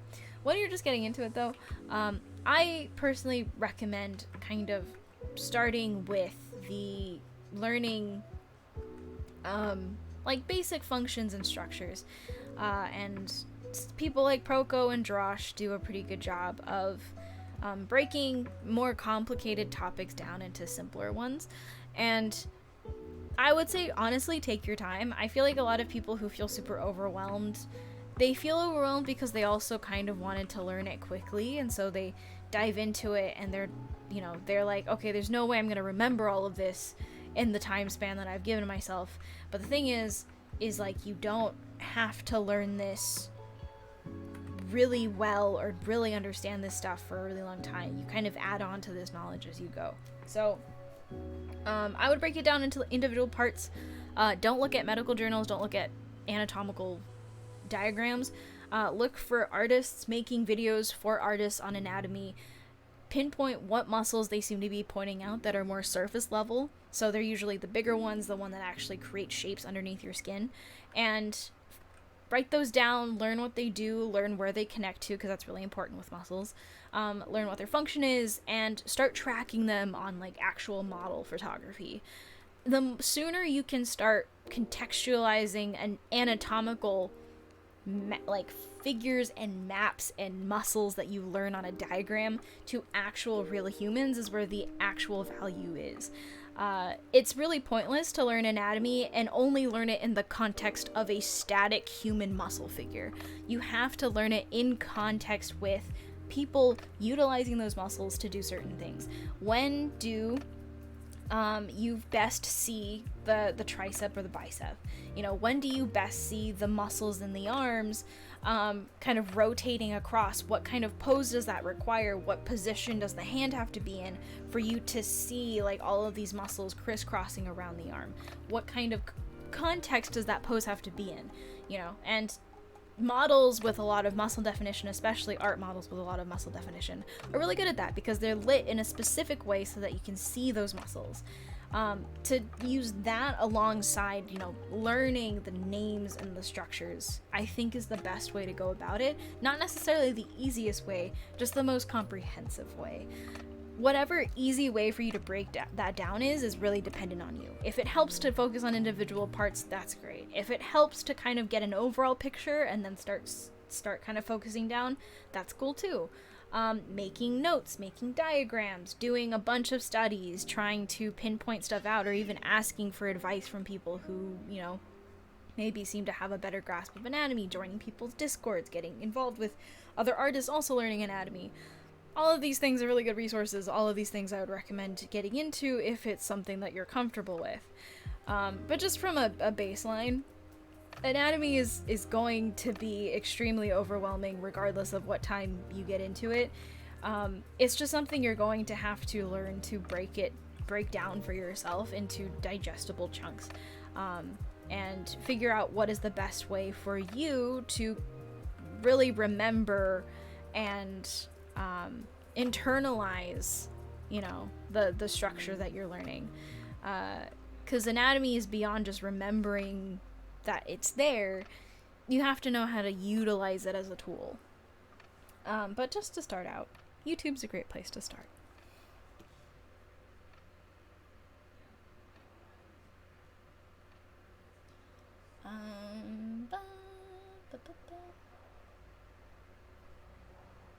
Hey, Crocs.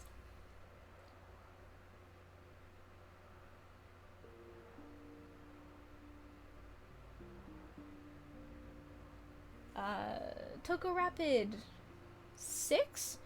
Fun fact about me, I can't read Roman numerals. So it takes me like a hot second to remember what the number is behind a Roman numeral. I think that's a 6 because the I is after the V. Okay. I think so. Okay, yeah. Toko Rapid, thank you for the Twitch 5 sub. Get up and stretch. I'll get up and stretch. Don't gaslight me, Tara. Watch yourself. No, like, what is it? 7? Like, whenever I see Final Fantasy 7, written anywhere as FF, VII, my brain, it just says Final Fantasy V. Final Fantasy V with the 2 eyes. And like, it takes me a while to really be like, oh, they're talking about Final Fantasy 7. In my head, I'm just like, oh, it's one of them, right? It's one of them. And I only remember XIV being 14 because XIV is impossible to forget.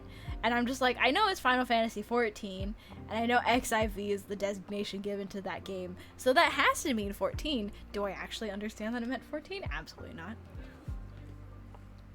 How much knowledge of anatomy do you think is required to work as an illustrator? Honestly, anatomy is not necessarily something that people have in the past actively learned. Like, if you are being taught by a teacher who might have been alive in like the 40s or 60s for art, a lot of them actually don't know anything about anatomy. They don't know names, they just know shapes and general functions and stuff like that. I think it's relatively a new concept to know anatomy really well, and I'd be lying if, you know, being a part of that newer generation, I'd be lying if I said that I think anatomy is okay to let go. I think it's really important. I think it's important for all artists who draw creatures or draw humans to know anatomy really well. You know, to what extent you do that, to how well you know anatomy, like, that really depends on, you know, how much use do you get out of learning something like that. How much time would you have to sink into doing that versus something that might have a little bit more usefulness to your specific specialization. I have no clue. I think anatomy is really important, and especially for, you know, character designers, for concept artists, for illustrators, I think it's particularly necessary. Because what you're essentially being asked to do, especially if you draw characters, is accurately describe the character. So, I think it's important. How well do you need to know it? That's kind of up for debate. I'd argue that there are a lot of professional artists who, while really great draftsmen, really great painters, really great like crafters of composition and atmosphere, their anatomy is not great. And sometimes you can kind of forgive that. Sometimes it's hard to unsee, but you know, they're still professional artists for a reason. And I would like to challenge everyone to be, you know, to keep anatomy in mind as a relatively important foundation.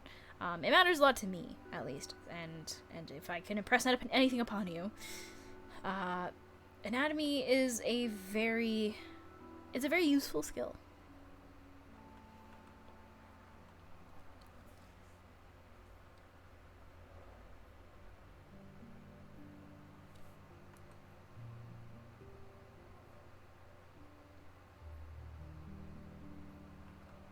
Yeah, contemporary art schools are interesting. I feel like they,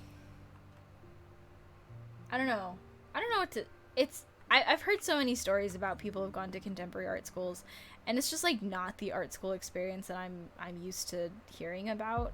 So it always baffles my mind that they like exist for real, because it doesn't seem like they actually teach art. They just teach like theory, which is cool, but maybe I'm just too literal and I don't understand why pure theory will be better than actual technical, you know, knowledge. But, you know, hey, that's why I don't go to a contemporary art school, I guess.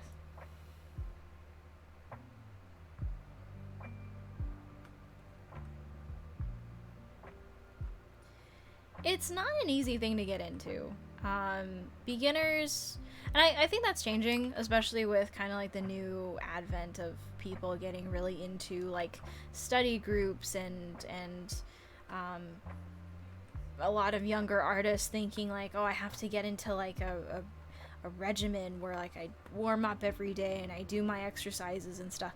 Like I think that's changing. I think a lot of people now actually think a lot about these foundational skills, but frankly there's a reason why a lot of these things were taught in schools. It's because it's hard to learn them on your own and learn them well, and then also learn them in a way that's easily digestible, because they're not easily digestible things. People dedicate their whole careers to teaching this stuff to students at a higher level. There's no way that like the average young artist is going to really know how to like navigate that on their own, which is why I think online arts education is a really good thing, because it's starting to help people kind of grasp difficult, complicated topics, you know, in the safety or comfort and, you know, in place of more expensive, potentially less useful art classes.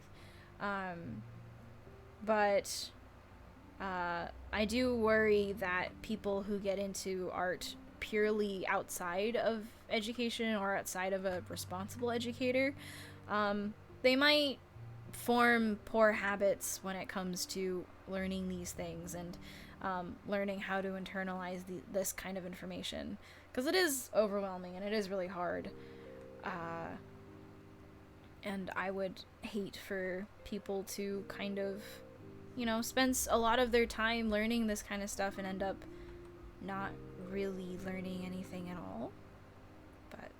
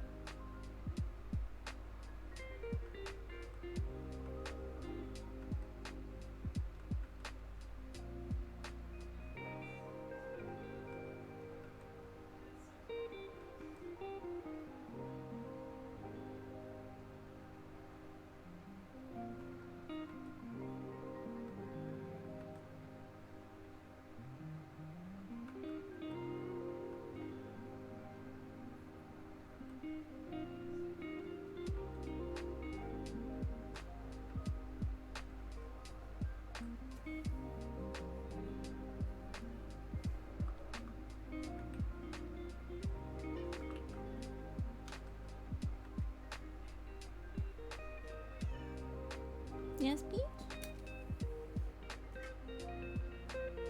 You want pets? Is that what it is? Attention.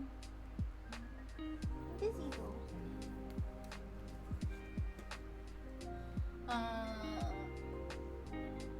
Who knows when I'll get to that gun.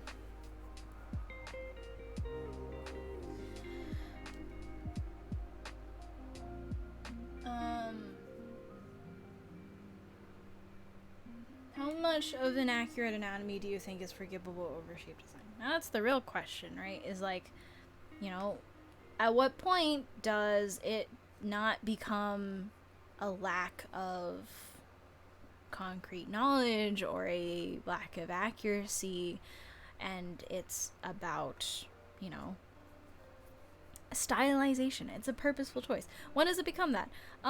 Hard question, and more of a question for each individual person, I think. But at least for me, I usually have a good sense for when someone actually has no idea what they're drawing, and when whoever was drawing it made a purposeful choice to do X thing. And granted, I can always make a judgment call for myself about whether or not I think X choice was a good one, but essentially, you know, when it comes to stylization, it is the artist's personal interpretation of reality, and what they choose to omit when they draw something is the parameters of how they stylize their work. And I think that if I can recognize that this person is aware of, you know, the muscles underlying it, and they know about proportion and mass, and they seem to have an understanding about internal structures via, you know, skeletal systems, and like, you know, how muscles interweave and stuff, and they just choose to simplify it down to even maybe the most extreme version of it. Generally, like, if it's super stylized, you really can't tell. If it's approaching more semi-realism to realism, it's a lot easier to tell, because it'll be inaccurate. You'll see like moments in their line work where it's a lot more hesitant. You can see this much easier when some artist that doesn't draw a lot of non-portraits tries to draw full body. The face is immaculate. So much work went into the eyes, went into the eyelashes, went into the hair. As soon as they have to draw like anything else, it gets a little bit mushy, just a little bit soft, and you can kind of tell. It's not like a bad thing, it just is a factor. And so when it comes to that stuff, I can usually guess, like, okay, yeah, this person doesn't have the strongest sense for a lot of base anatomy when it comes to other stuff, but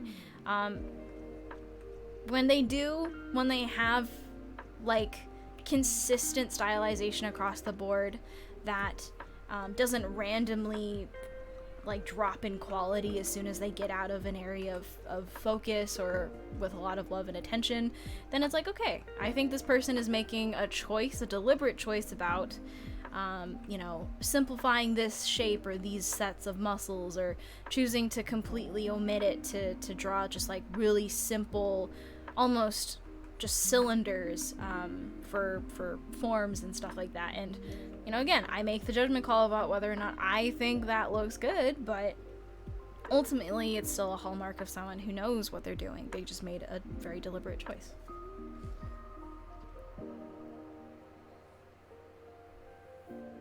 What do you say some of those poor habits would be? I think a poor habit when it comes to anatomy is kind of the idea that anatomy is, when it's presented in its raw form, you don't really think about it from the perspective of like, these are real tangible things that are folding in and out from each other, they're interweaving. Like, how muscles build mass is because they because like somehow you have to get from a skeleton to having the mass of a human, and the only difference between that is you have your bones, then you have the muscles around it. And how muscles build mass is by interweaving with each other, overlapping each other. They build that girth and that width by wrapping and using where they attach to on bones to create function and to do their job properly. And what a lot of artists who learn anatomy just from looking at diagrams without a teacher, without guidance about really thinking about it this way, is a lot of them might end up just looking at anatomy like a skin suit. Like, it's like those suits that just have drawings on them to represent muscles. They think about it like it's just lying on top of whatever mass is already there, then they just draw muscles on top of it. That's not the case, and that's why you can get a really dynamic sense of depth when it comes to different areas of muscle structure, like how deep, and like it's like the depth between like valleys and how varied a person's muscle density is, like can all create a pretty wide variety of shapes and silhouettes, and that's just not stuff you really consider if in your mind muscles are not tangible things that interweave with each other. So that's like a sense of authenticity, right? Other bad habits, people get really lost in learning very specific muscles. Again, you know, I think learning the names and the function of muscles is really important, and there's obviously probably some that I don't know that are actually pretty important to know. But really, honestly, it's like, I just remember whatever is functionally important for me to be thinking about while I'm drawing characters. Sometimes I will never have to use a specific muscle really ever. Like the tibialis anterior, it's one of the muscles in the front of your lower leg, connects from the tibia, and it goes down towards your ankle, all that stuff. It's not really a muscle that you see very often because it's kind of also like there's also like a tendinous thing there. So, you know, do you need to know it? No, but it does kind of create like a kind of mass in the front of your leg, which is why instead of your leg being like a smooth cylinder, you get kind of like a gap, or not a gap, but like a divot between where your kind of bone is, and then there's a little bit of a divot between the top of like the front of your lower leg and then the calves, because there's muscle kind of creating that mass at the top, and then there's a little bit of a gap where your skin kind of smooths it out a little bit. You know, it's stuff like that where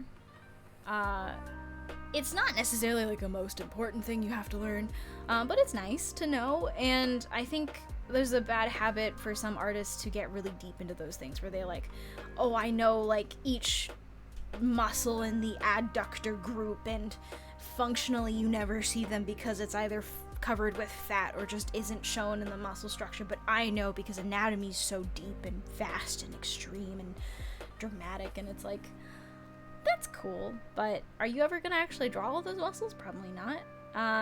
So in that case, I don't think it's really important to learn those things. But, you know, some people are very passionate about it, so.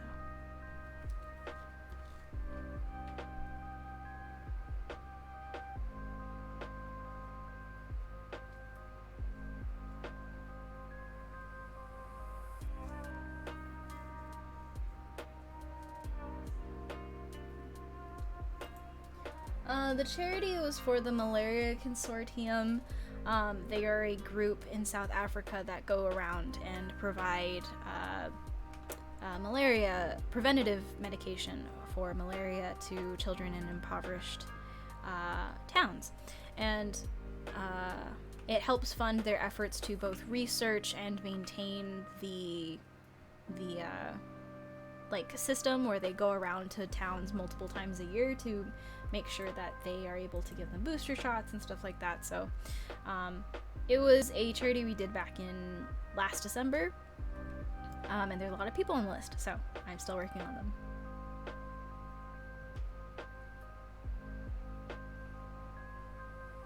Of course.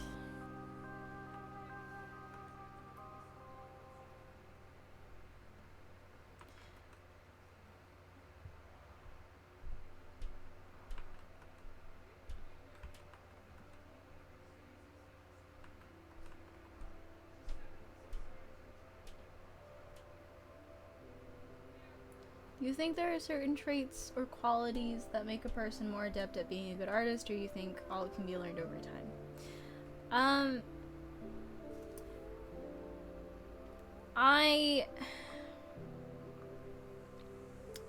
I have to believe that all can be learned over time because I don't want to believe that that's not true. I guess in a weird kind of like more morality sort of way. I'm the type of person that wants to believe that anyone can achieve anything if given the time and the right resources, right?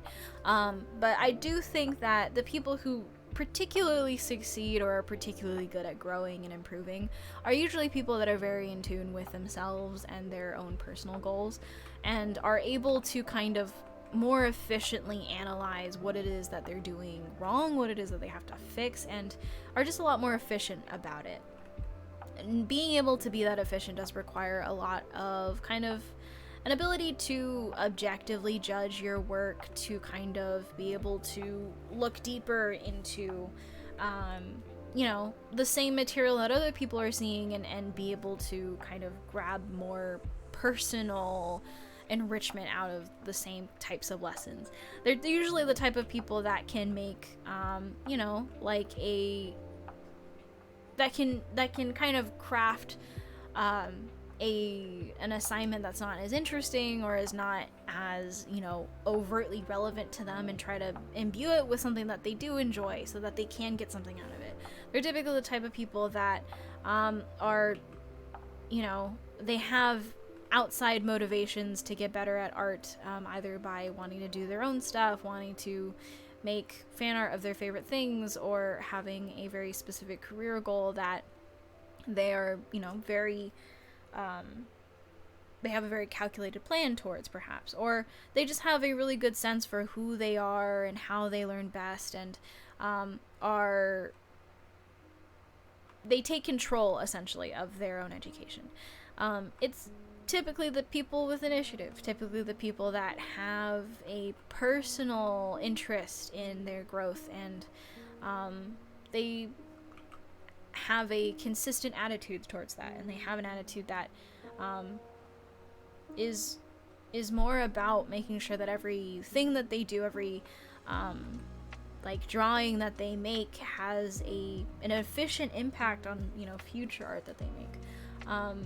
I typically believe that those people are usually the types that tend to either improve the fastest. They're usually the ones that people note as being like, oh, they're the ones that improve in like a year or so. I think it's really honestly a matter of being very aware of your own faults, of your own shortcomings when it comes to art, where your knowledge is missing, what you need to do to supplant that knowledge, and then also being able to have that honest conversation with yourself consistently, checking in with your progress, being able to keep your bigger goal in mind, whatever that may be, being able to distinguish between objective criticism for yourself, right, self-criticism, and subjective self-deprecation, distinguishing between those things, being able to effectively judge your own art when no one else is around to do so, learning what skills are necessary for that type of stuff.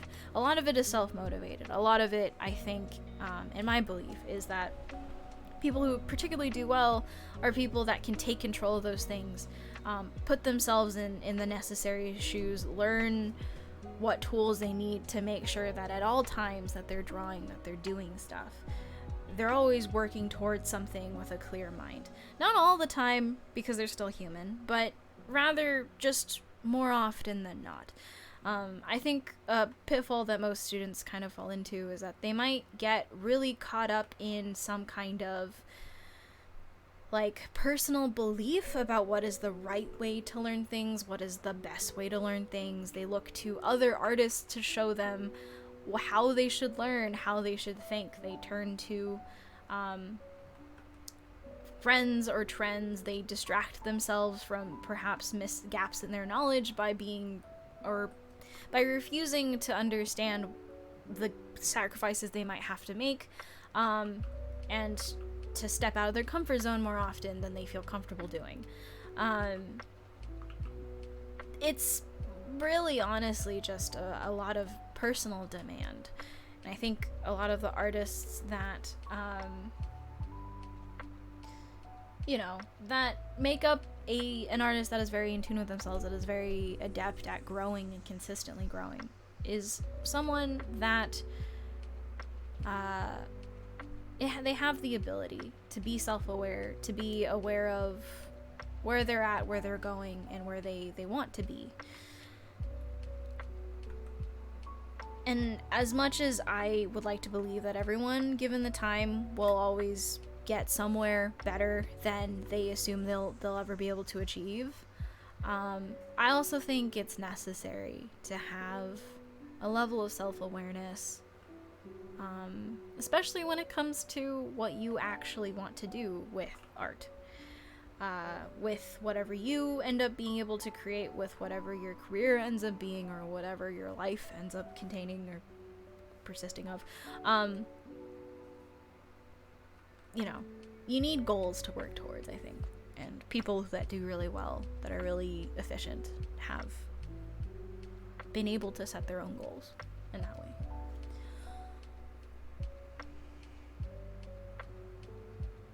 How do you go about learning to draw a wide variety of clothing? So if you struggle to draw like a wide variety of stuff, of anything, it usually means that your visual library for stuff is not big enough, and you have no choice but to resort to the same things that you've drawn before. And it could be that you just haven't done enough actual drawing of different, like, textures, different types of clothing, different ensemble pieces. It could be that you've never actually tried to draw a jean jacket or a denim piece of, like a piece of denim, and you don't actually, remember what makes something iconically jean fabric. And it's usually because of the stitching. How you recognize like Levi denim is by the stitching. They have a very particular way of stitching on pockets and how the grain of the fabric sits. And it's not until, like me, you've had to draw a lot of jean pants that you're like, oh, okay, I remember how the seams work on these pants. I can make them look reliably jean-like. And then you learn, like, okay, how do I distinguish this from cargo pants? Okay, well, cargo pants put their pockets in very specific places. I've had to draw cargo pants before, and I've had to learn what are the different kind of styles of it to know, like, okay, so certain types of cargo pants are more baggy on the bottom and they're a loose open hem, so they don't have a lot of like scrunch, and their pockets might be here and here on the leg. And then, later on, if you're ever inventing new clothes, you can always mix and match the two. So it's like, okay, so what if I take the seam type from this piece, ensemble piece, mix it with these types of pockets, with this type of silhouette, bell bottoms versus like really scrunched tight, ends of like hems and stuff like that. Having a big visual library for those things is how you break out of drawing the same type of thing for anything. Having experience drawing a lot of different ethnicities is how you break out of the same face syndrome. Being able to have experience and pushing yourself to draw a wide variety of clothing is how you authentically start designing a wide variety of clothing. So if you are struggling with drawing more than like t-shirt and jeans, it's potentially because you've never actually tried to draw more than t-shirt and jeans. And if you have tried, maybe you haven't actually tried to do it and tried to commit what that felt like to memory. Not just what it felt like to draw, but what it means to draw a piece of clothing of that type, of that ensemble. What does it mean to draw like a woolen coat over a very thin trench coat, right? What are the implications of drawing like leggings over baggy cargo pants? These all have design implications when you are putting them on a character, and knowing and experiencing all those different pieces of ensemble, all those different types of fabric, types of stitching, types of styles, is something to do with your visual library and your experience drawing those things. So go off and draw more stuff, basically.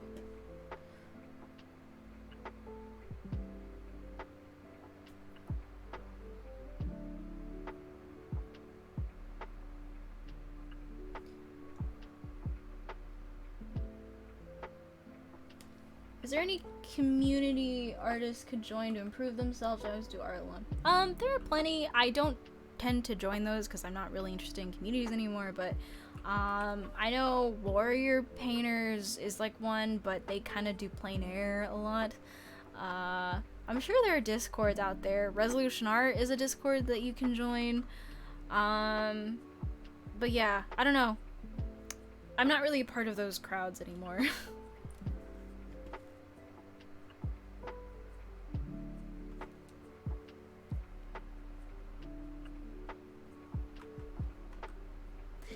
The essence of jean. I mean, if you ever look at any kind of denim wear, there's a big kind of presence of a type of stitching to kind of add an extra bit of detail to them.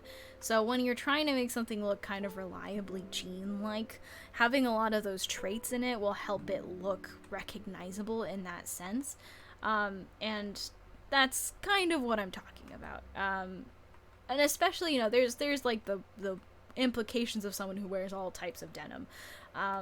Or, denim is relatively affordable as a fabric if you're, in a specific kind of country or continent, and especially if your world setting has, like, denim as a fabric that you can purchase, then you can levy, like, okay, is that affordable for people? Does the average shop carry denim? If so, if my character is an average person, maybe, and they have a very specific preference for a certain style or something, I can debate whether or not denim fabric is something that a character would wear. Or maybe they're more into like casual stuff, so they'd be probably wearing like cargo shorts that are like smoother material. It's not nearly as textured, probably not nearly as hot if they're in a warmer climate. That kind of stuff has implications. And that's what I usually talk about when it comes to designing clothing for characters and what to pick and how to pick ensemble pieces for characters. There's a lot of stuff in story that you can imply with how you choose those things. And so that's why it's good to experience and know what options are out there, and to do that requires you to build a decent visual library, or at least a decent catalog of fashion, of how fashion conveys a specific story, what fashion says about a person, what they can afford and achieve, how they dress themselves. It all kind of culminates back into, how do you describe a character without actually telling people the specific attributes of said character.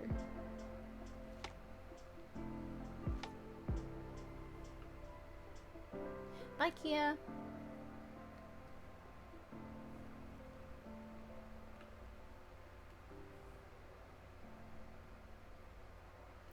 Well, here's the thing, right? Visual library is not even just having drawn it before. It's not even just having seen it before. It's understanding the utilization of a given piece of reference. This could be photos. This could be like a specific fact. This could be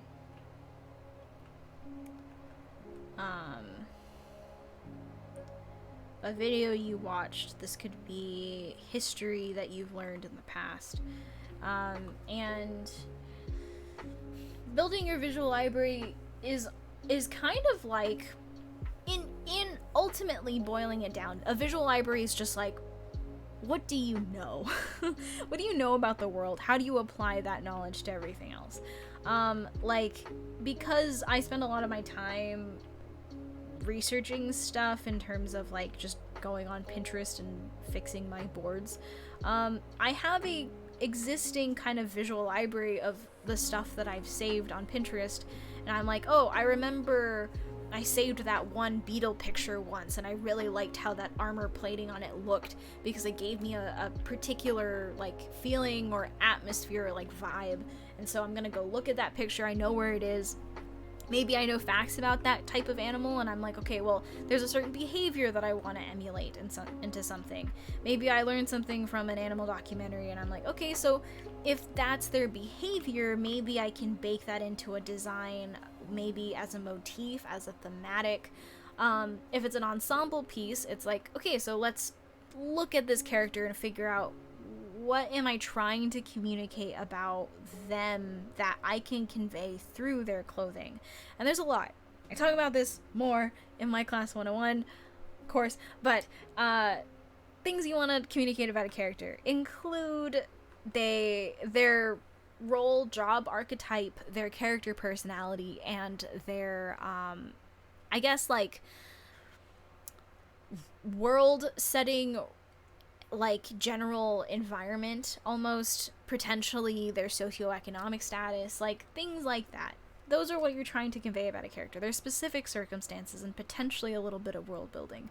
So how do you use your visual library to help in that? Well, when you're kind of framing a character from the beginning, you're like, okay, I have this character prompt. I'm trying to dress this character. I know the world to a certain extent. Maybe it's just the real world. Okay, cool. So what do we have available in the real world that I can use to help dress this character in a way that would convey, like, maybe a lot of, I don't know, like, shy, antisocial tendencies. Okay, well, let's say that they don't really like being noticed very much. So I can look for clothes that maybe something that's more loose fitting because they don't like a lot of like tight wear, perhaps. Maybe they're more focused on comfort and kind of like not utility necessarily, but just baseline. They don't really necessarily care about their visual representation. They're not that vain. Okay, so if I go back into my visual library, maybe I have my own experiences in my life or people that I've met in the past where I'm like, okay, I described this person's personality as kind of being very similar to this character, so how did they dress? How did what they wore every day change how I thought of them, perceived about them? What are common tropes with characters of this personality type? And I'm sorting through my visual library of experiences, of things I've seen, of pictures, of characters that are in pop culture or media, looking at tropes, looking at different details, to help me build essentially like a roadmap for stuff. And a visual library is where a lot of things start. It shouldn't be where things end, but it's where things start. So this is where, you know, you're thinking of potentially a pose to showcase a specific, you know, like emotion or a specific scene. You're like, okay, well, what kind of pose would work really well with this? I remember doing that one figure drawing class, and there was a pose that the model did that I thought was really impactful. Okay, so let me work out, like, what were the specifics? Maybe their arm was raised, maybe their leg was out. What angle do I want this to be? What camera angle? Or, you know, what kind of dynamic lens do I want to use? Your experiences add to your visual library. The more that you research stuff for your creative projects, the more you add to it. And it's beyond just looking at stuff again. It's a lot about learning how to apply and practice applying those things. It's not enough just to look at Pinterest. You have to think about the utility of the stuff that you see. How do behaviors influence costume? How does sociology and human behavior change how you would personally design a character or draw a certain object? How do poses change the context of, you know, what you're conveying in that specific scene or specific drawing? These are all considerations that you should be thinking about, not like when you are kind of sourcing from that visual library. Building it is a lot more about being purposeful in its utility. I remember certain things about videos I've seen, not everything, but just some things that I'm like, that'd be really cool to use someday. I'm not gonna remember everything. That's what research is for. But you do have certain key things in your head that you're like, this would be kind of cool. I want to figure out how I can use this, but I'm gonna keep this in the back of my mind. Life experiences, things you find online, things you see, things you draw, all add to that base knowledge of stuff. Having a good visual library just means that you don't have to do nearly as much research to just get a basic idea for what you could potentially do. As opposed to starting from zero and being like, okay, I have no idea what a character with this personality type could possibly wear.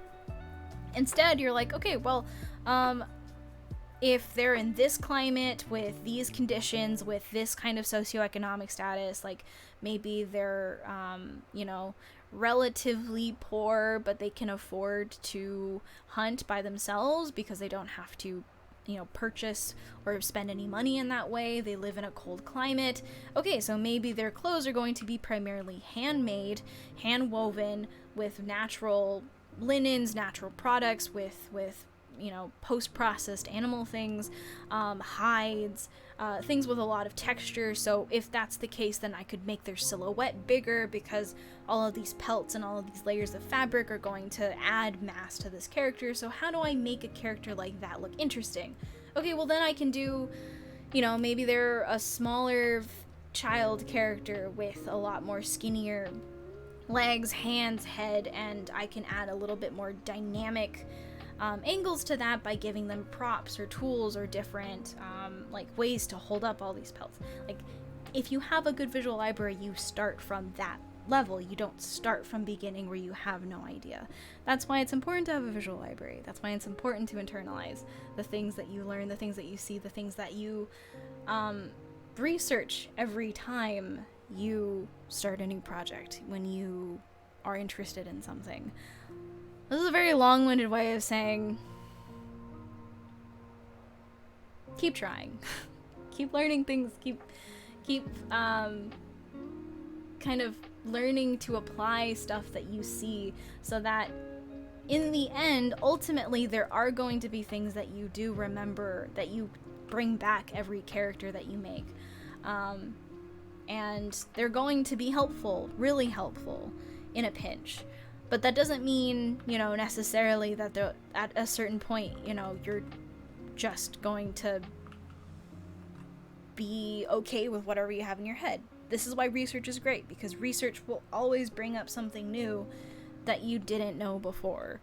A new type of silhouette, a new type of way to frame an idea, a concept, a way to change up your own biases of the shapes and designs that you can use. Learning is a part of the job of an artist. You should always constantly be interested, or at least trying to engage yourself in content outside of art, whether it's the sciences or history or anything else.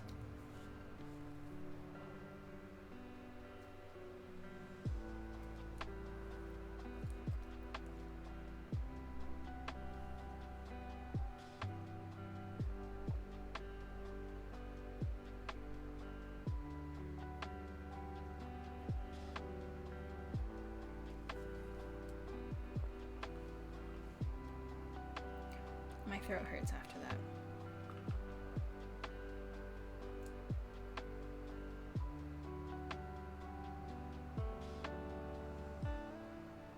Sorry, I've been trying to eliminate that. I've been trying to eliminate saying and like, and so lately a lot of the way that I talk has become a lot more forceful because I'm trying to like train myself to speak better. But that also ends up meaning that I start rambling a lot more because I'm like, I have to start learning how to focus my thoughts and be better at speaking and like practice presentation a lot more. But yeah, so then it ends up rambling like that.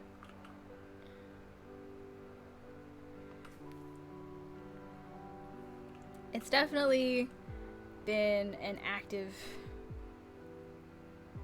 very active, like purposeful thing I've been trying to learn.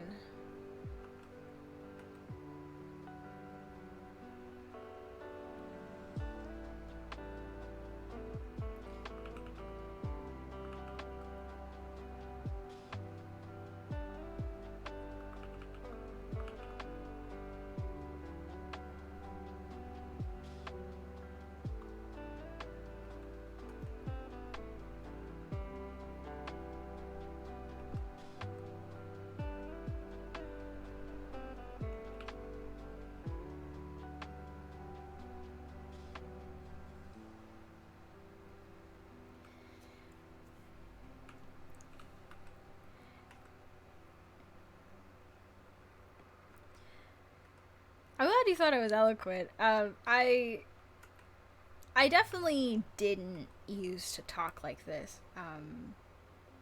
It's been kind of an active attempt on my part to try and improve the way I speak because it used to be very difficult for me to form like full thoughts without a lot of like hesitancy, and public speaking was not my strong suit.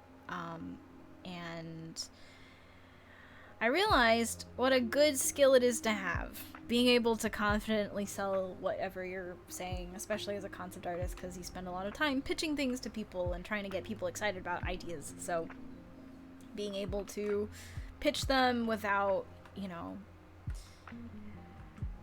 getting too off topic and being able to have those like stronger conversations is a skill that I keep trying to work on. But recently I've recognized that in my attempt to do so, I speak a lot more forcefully now. Which is it's okay. I wonder if it's a good thing, but I'm a little bit better at thinking on the fly, that's for sure. I'm a little bit better at coming up with like solutions to suddenly thinking about how, oh god, I don't know how to end this sentence, or I don't know this word, and I'm a lot better at trying to find things to fill in those gaps, but well, still a work in progress.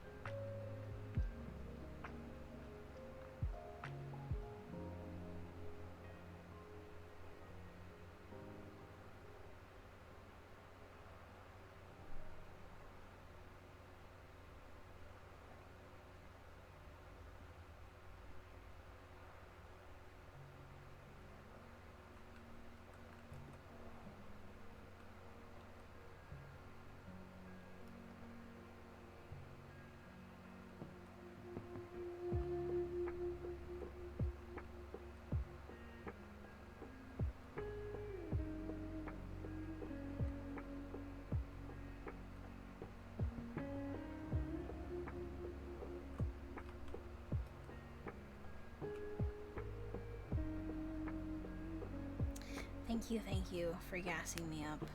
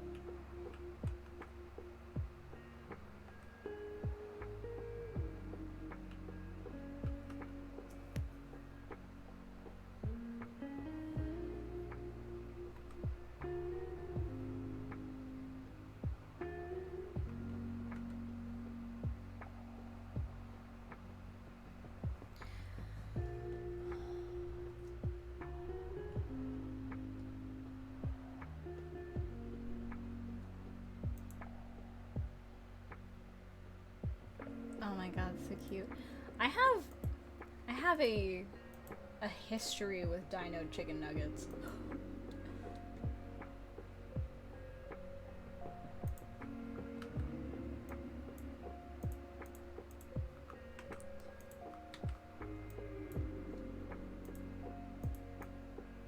It makes every time I see them kind of like difficult to forget.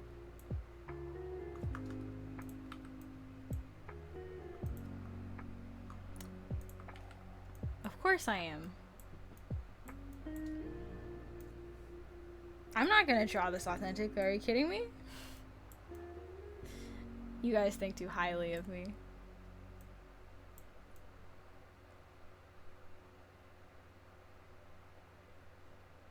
Actually fits kind of okay, but I think it's too big. It's like here. Real strats. How big is it? This big? I think it's this big, right? No, this person asked for a very specific gun, which means I'm not.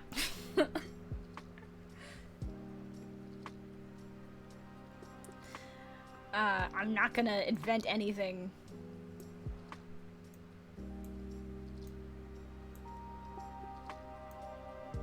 I still have to turn this thing in perspective though, so we're gonna see how that works.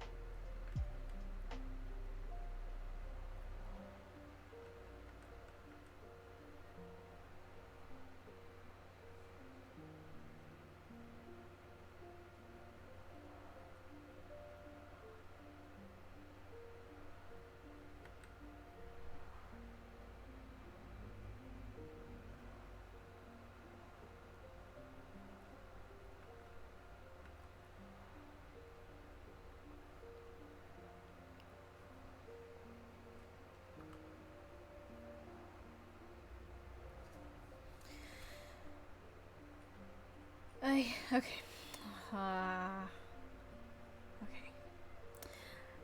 All right. Fine. Fine. Fine. Fine. Fine. Fine. Fine. Fine. Fine. Fine. Fine.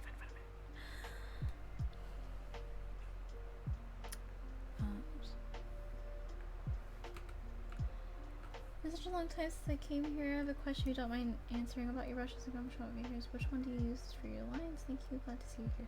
Yeah, thank you for coming back. So I typically use a variety. I think the one that you have in the pack that's called like Infamous Line Brush or something like that, is essentially the one that I'm using. And I use that one most often if I don't need like any kind of opacity. I typically use that. Sometimes I'll use like a hard round opacity brush if I want to have that kind of texture. It really depends on what kind of mood I'm in. If I am kind of just like doing whatever, then I will default to this brush that you see me using here. But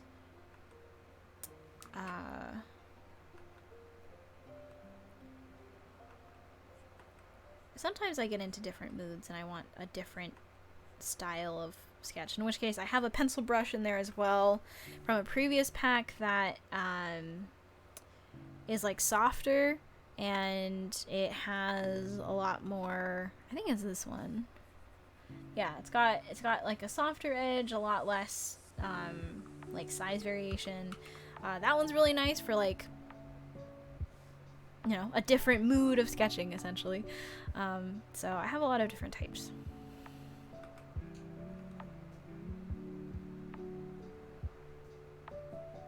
I don't know what all these details are, and I don't know what type of gun this is, so I can't really check.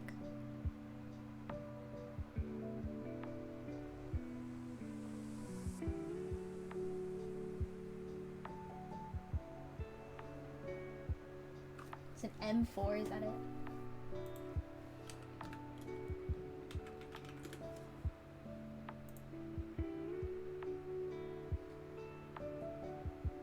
How do you guys see all these guns look the same? I don't...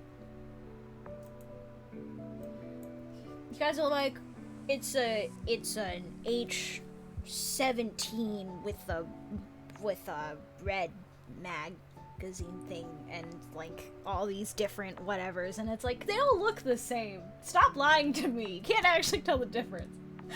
Anyways.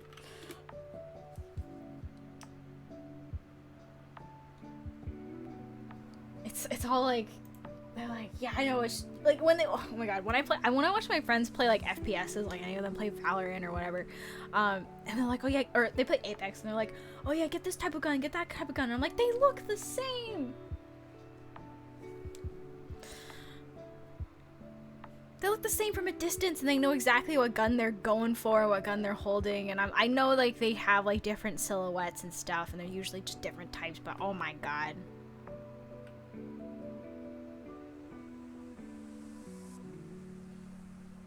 It really grinds my gears. I'm like,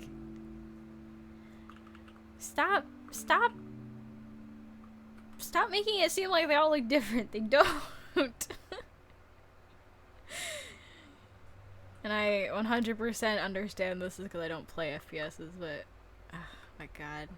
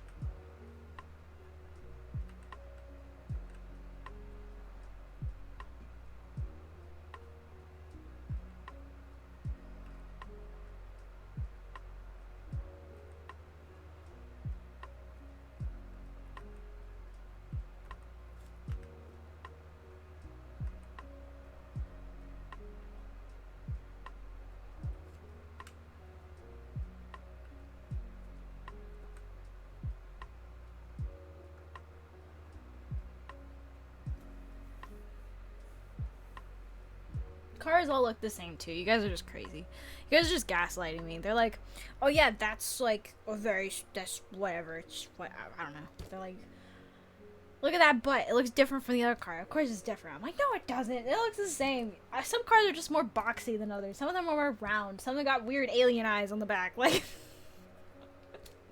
they'll say to me, they're like, oh yeah, of course that car is from Honda or Toyota or like whatever. They're like, oh yeah, that's a Lamborghini versus like a Prius. I don't know.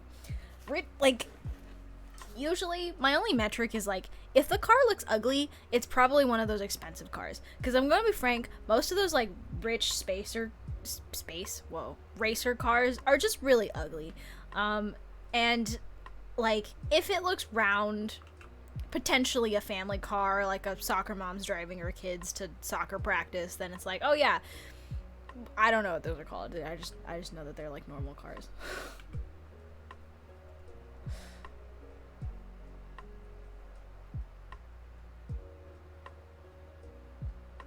I have like people in my life that like are really passionate about cars, and I'm like, oh, why? Just why? Like, I had a teacher once that was, I guess he was moving, and it was kind of an expensive move, and he was like, yeah, I had to get rid of like 2 of my like old collector fancy card things that I have, and I'm like, why do you have them in the first place?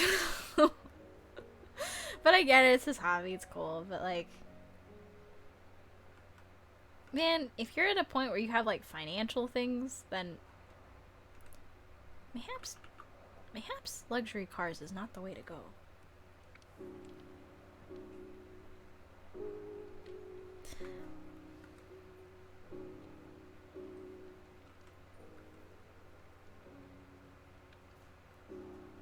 It's true. It's a very expensive hobby, but it's a hobby nonetheless. People can do whatever they want. I just think it's very, very strange.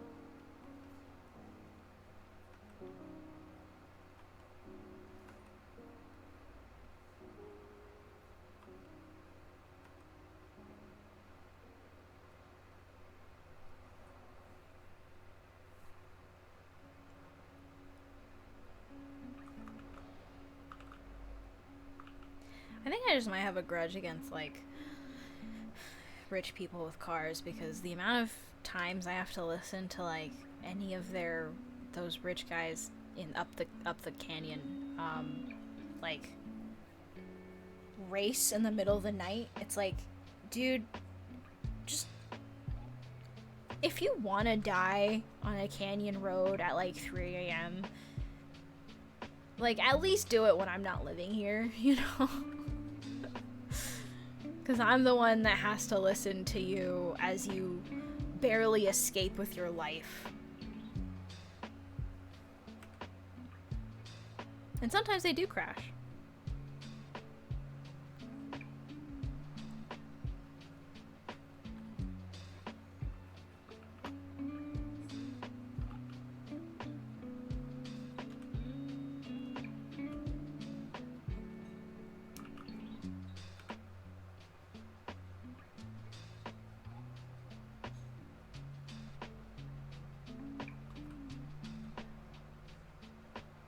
The LA dream to race a car? Or LA dream to not have to listen to cars race?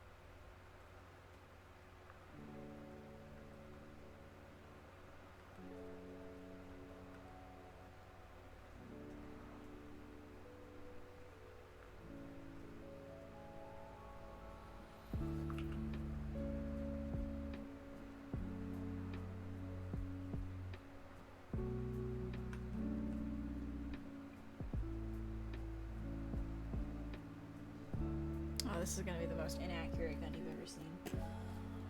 Oh my lord.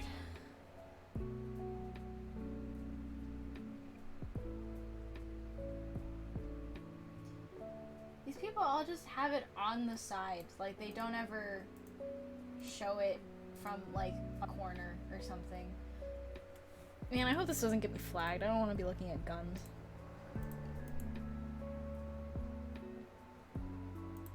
Oh.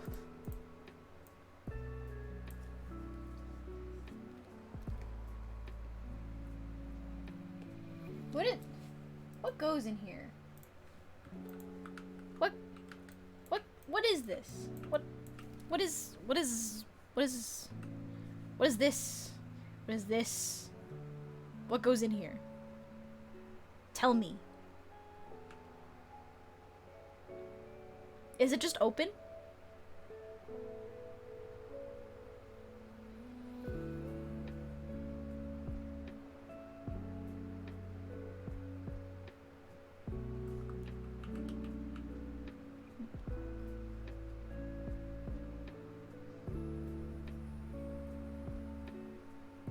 Okay, so it's just open. Is this open? Is this supposed to be like a concave, whatever? It's supposed to be like, oh god, like this? There's a bullet in here? Is that what the intention is?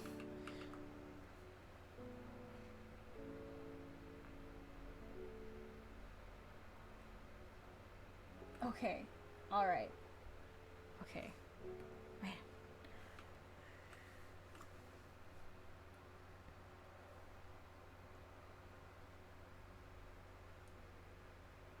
It's okay.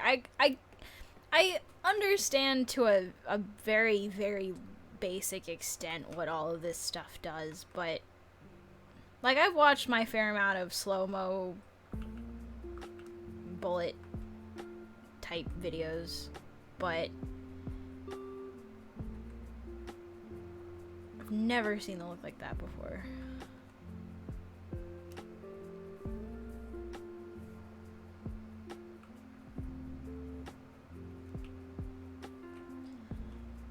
He's going to get a semblance of a gun. The vibes of a gun.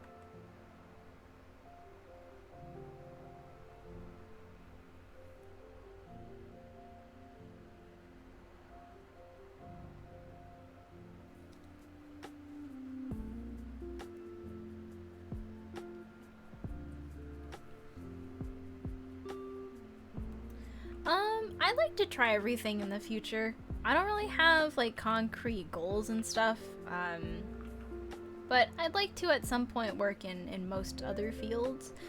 Like I want to try doing like graphic novels, I want to try doing concept for film, I want to try working in animation someday. Like I'd be down to try all of these things.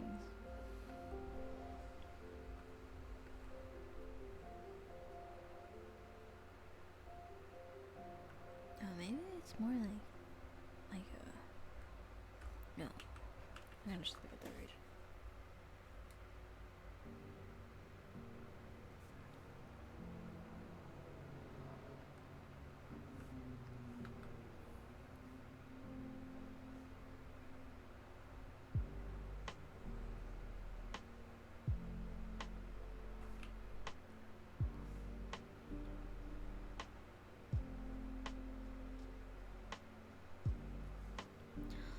I do not know how this works, but okay.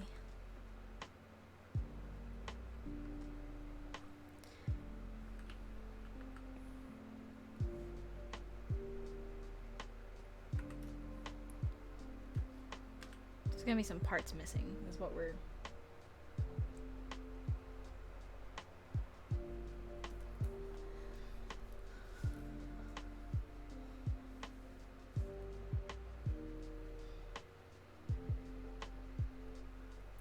morning. Hope you slept well. Yeah, I mean, as much as I don't like drawing them, at some point in my life I'm gonna have to draw guns as a nature of working in games. Most games have guns in them. So, I should get somewhat familiar. But, man, it's really hard to do it if, like, you have no interest in like learning what any of this stuff looks like, because otherwise it's just like hot garbage. Like, it just looks like noise. Guns just don't make any sense unless you're interested in them. It's like I don't get what any of this stuff really does, and they don't look that cool to me, except in like a revolver maybe, but that's because, like, you know, those are actually cool.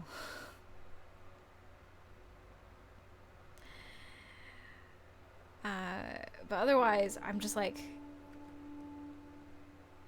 what am I looking at? I don't know.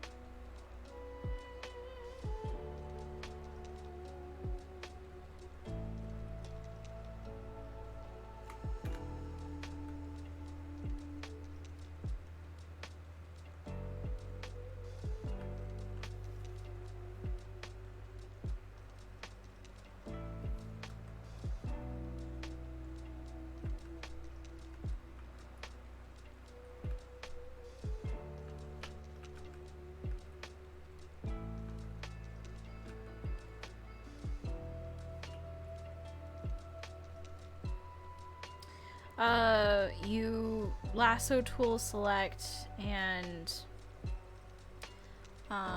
if you press Alt, whoops, you hold Alt rather. So you go to a move tool, so the black one with black arrow with a plus sign, you hold Alt, you can move it around, and it copies it without taking it away. So it's not the same as cutting something, and you don't have to paste it to copy it. You just hold Alt and it'll copy whatever is in the selection, basically. Or whatever is on that layer in the selection.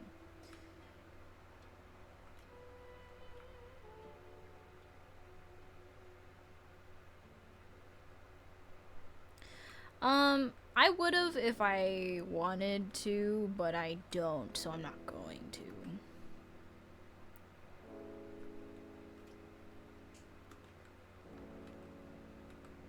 If I was actually given an assignment to draw a gun, I would painstakingly draw all these details. But not for $20.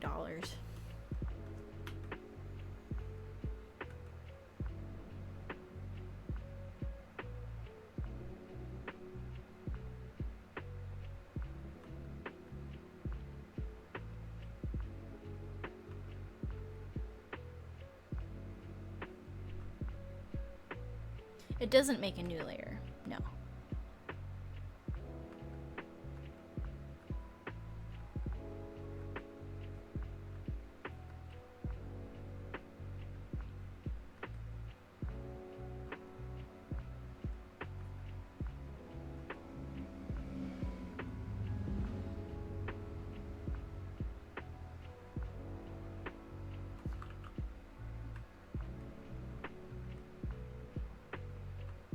If you want to make a new layer, just copy paste it. That should make a new layer.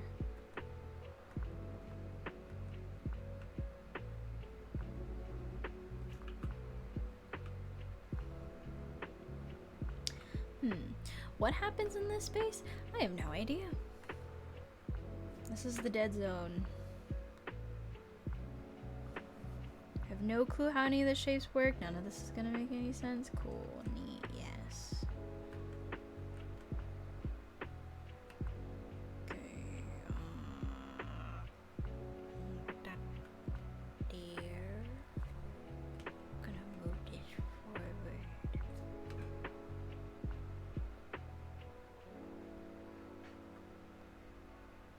How was work for you today?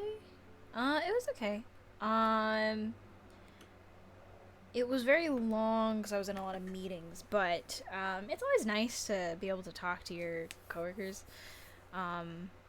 Since my company is completely remote, there was never like an opportunity to experience like meeting all of them. So being able to be in meetings and talking with them is always very fun, and I do like everyone I work with.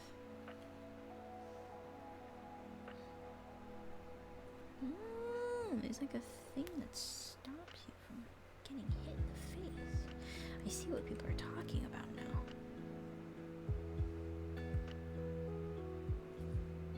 God, no, this makes sense still. Okay.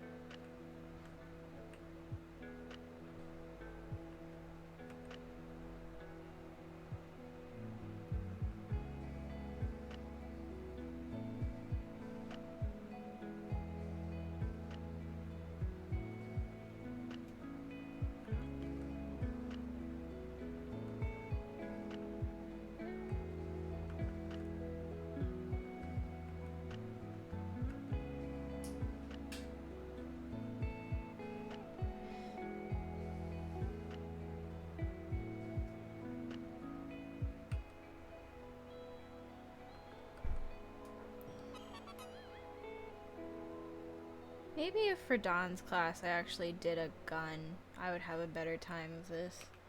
But I did some weird, like, weird puffy gun instead. Apparently they're real. They don't look real.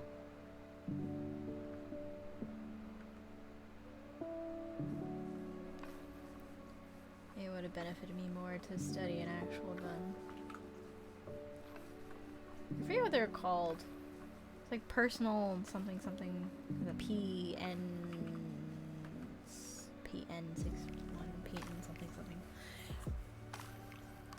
What personal? It was a personal defense weapon or something.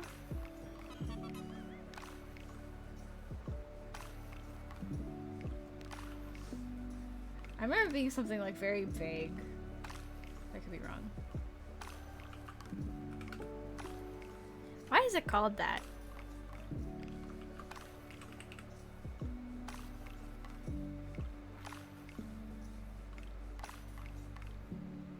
Oh, is it actually small? It looks big in my head.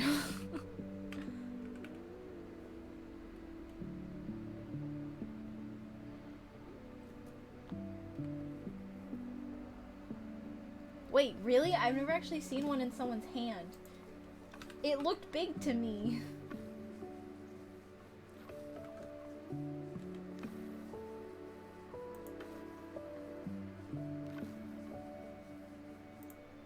Oh, they're not that small. Oh, well, they're kind of small. They're a little tiny.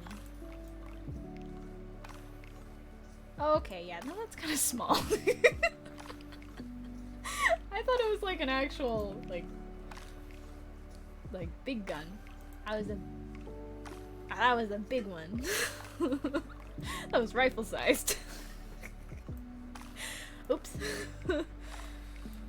Oh well. Not that I give a shit.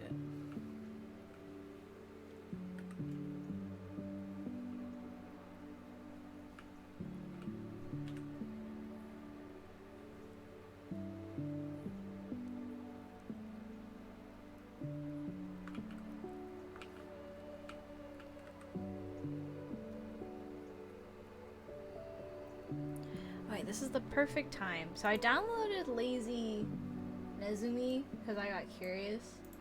This is the perfect time to use this tool and try it out. I'm gonna go this way. Yes. Sick.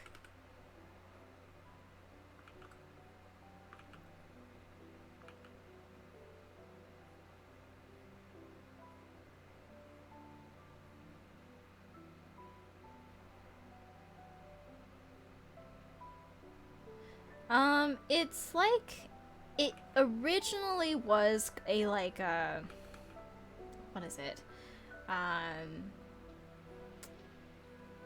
It used to just be like a stabilization tool when they first released it, but it's since become like a ruler, and perspective tool. So it's just like a bunch of plugins for Photoshop that like are actually relatively useful, but it's kind of complicated because of how much they've added to it. So I downloaded it and I tried to learn how to use some of the rulers, and helpful in certain use cases. So I think I'm gonna keep trying it out.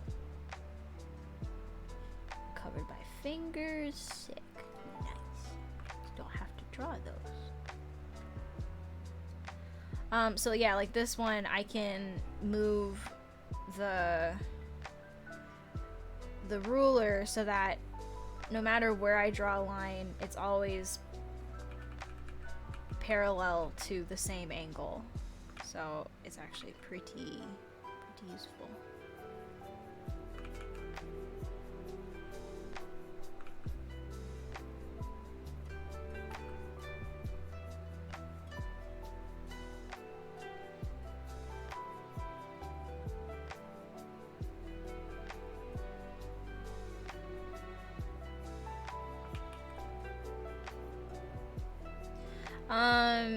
So it's a specific plugin you have to download, and it's a paid one, but you can download the trial if you'd like to try. It's called Lazy Nezumi, and it's a plugin with a bunch of different like rulers and stuff.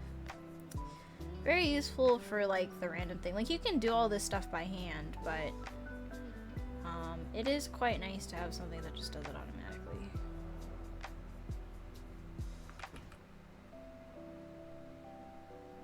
I know Shillin uses it a lot, and that's where I got curious. Because I didn't actually know they had like a perspective tool. So this is actually really cool.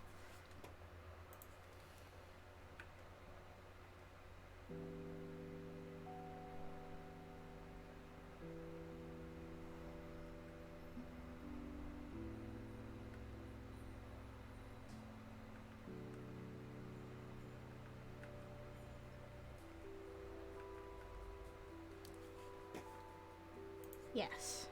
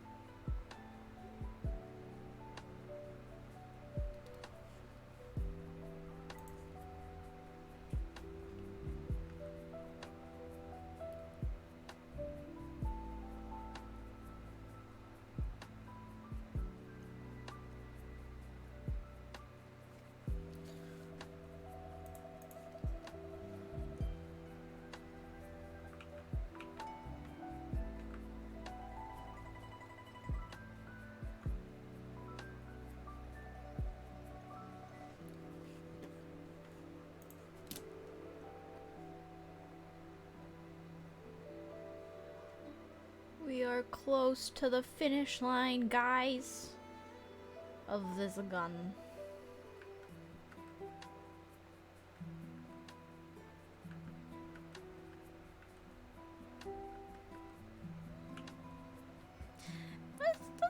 That's an okay gun. It's okay. Oof.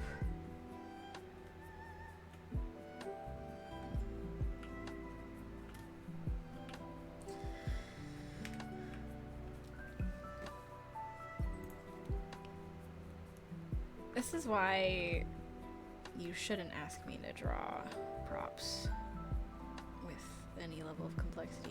I will take like an entire hour.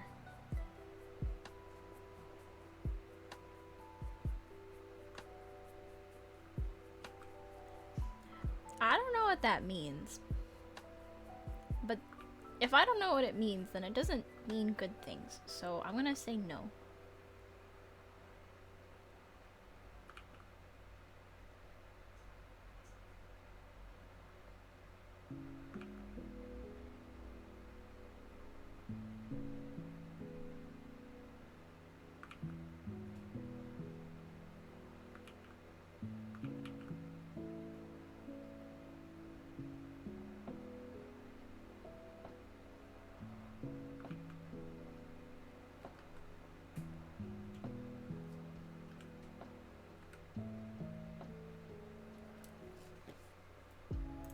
This song is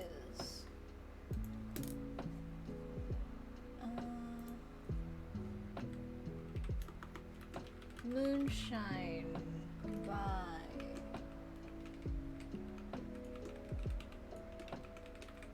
those people. I mean, it helps that I am following the reference one for one, right? But I think there's a difference between like following a reference one for one and being able to draw like a gun with, it's like being able to copy a reference of a human. There's a difference between people who actually are very passionate about weapon design, very passionate about drawing weapons. They can come up with some actually very interesting designs for some very boring like objects. I find guns to be very boring, but there are sometimes like weapons designers come up with like the coolest stuff, and I'm actually interested. It actually gets me interested in guns, and I'm like, that's crazy because I am very not interested in a lot of weapon designs. But you get a really good weapon designer and they know how to bend like silhouette and all that stuff. So, you know, yeah, it looks like the gun. I would hope so after using all this reference, but to really know how to make a gun look good and like design it well takes a really good weapons designer.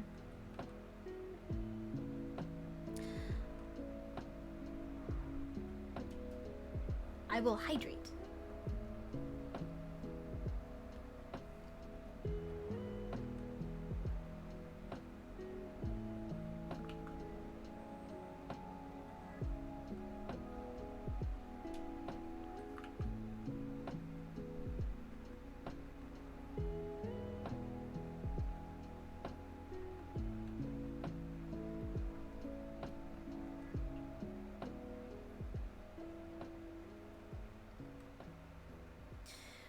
Since this probably is going to be my last one because I didn't want to stream too late, do any of you guys know of any up-and-coming Twitch streamers or artists that maybe don't get a lot of viewers that are on right now that would be down to be rated by you guys? Because I want to try and raid more streamers that don't get a lot of viewers, but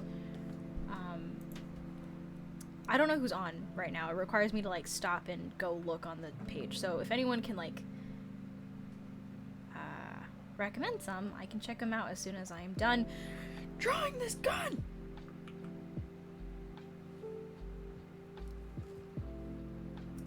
Under 100 viewers, let's say. Like about 100 to under 100 viewers.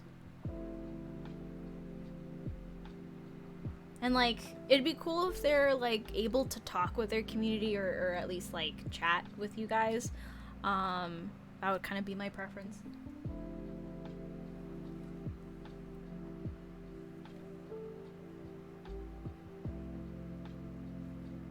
Okay, let's see. Overlord. I was hosting Overlord before.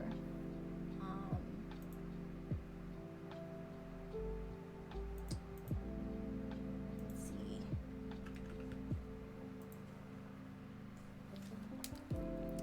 Let me check it out in a second. I need to finish this properly.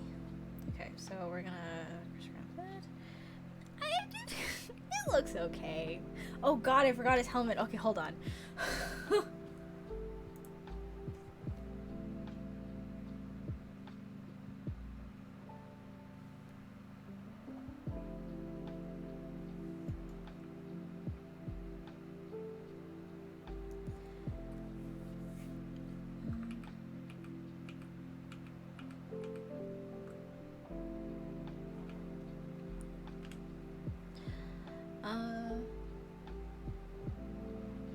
I'm glad you've, you know, kind of decided for yourself what is more healthy for you. Cause yeah, I think in general when you look up to people too much, regardless of who they are, and you know, even me, I don't ever want to have, yes, Peach. Yeah. I don't ever want people to feel pressured to like, yes, Peach. Yes, I am talking to people, and they think you're very cute. I never want like, to, you know, when people look at my stuff, I don't want them to feel like they should or have to emulate the things that I do. I think what I do is very specific to me. And it always makes me feel a lot better when people talk about, you know, stuff that they find out on their own that is much better, more well suited for them. Peach, yes, she wants pets. And so, you know, it makes me very happy to learn that, you know, since you've found my stuff, you've also found a personal direction to go in. I think that's a lot healthier and a lot better than, you know, just looking at my stuff and, you know, as much as I am very grateful for people who like my art, I would much rather they prioritize their own journey over trying to follow whatever I did. Because truthfully, what I did was not, it's not really something that I'd recommend to anyone else. I try to offer people advice based on my current experiences because I've had to go through a lifetime of, you know, ups and downs, and that's not necessarily stuff that carries over to other people very cleanly. So, all in all, always happy to hear people taking their own path. Opinions on art school. I think art school could be really good. I think art school has the potential to be very helpful for people. But I also know for a fact that art school has also the potential to completely kill someone's, you know, passion and energy for art as a whole. And I think students who go to art school who have, you know, dedicated themselves to going down that path should be very aware of, like, the fact that art school is very demanding, the fact that it's very emotionally taxing to be in that space and to be constantly forced to make art, and that the best way to get through art school is to not forget that you are in charge of your own education, and therefore do have the responsibility of making sure that the stuff you're learning, the classes you go to, the teachers you take, are directly helping you as opposed to you following their curriculum. Because at the end of the day, what you're paying for is their time and their expertise, to answer and help you answer questions that you have that you can't answer on your own because you don't have the experience. I think for people who can handle that kind of pressure and also that kind of mindset, I think art school can be extremely helpful if that's the kind of environment you need and you meet some really cool people in art school. You can also potentially not have that experience, and I'd argue that I did leave school with a lot of really good connections, with a lot of really good friends that I would consider like people I really admire. And I also left art school knowing that I'd never talk to some of these people ever again. Not necessarily out of like malice or anything, but just in the fact that like I didn't necessarily meet people like everyone I met wasn't necessarily someone that I think added to my life or experience or necessarily were people I would vouch for professionally. There's a potential that, you know, that's the kind of person you'll meet. And it's really up to someone, like, if they have the ability to go to school, what are the risks they're willing to take with that? I think there's always a potential for someone to have a really good experience in art school. But I also know that in order to get that experience, you need to be willing to put in the work to make sure that even if it's not easily given to you, you don't leave without it. You don't leave without the answers you went in wanting. Having that kind of self-motivation, having that kind of drive to take control of your education is not something that is easily instilled or easily kind of, I guess, thought about until it's kind of too late and you're in your last year of college. So I always encourage students to think about it ahead of time.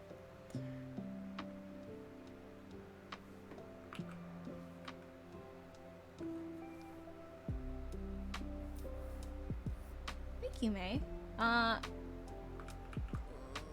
I will check out those people in a second, and then we will pick who we are going to rate. Do you recommend any good art schools? Because nowadays it's become hard to find good ones due to high tuition.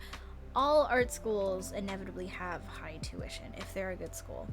And that's the unfortunate part, is that it's because all of these art schools have individual faults, pitfalls, potential predatory practices, potential like unfair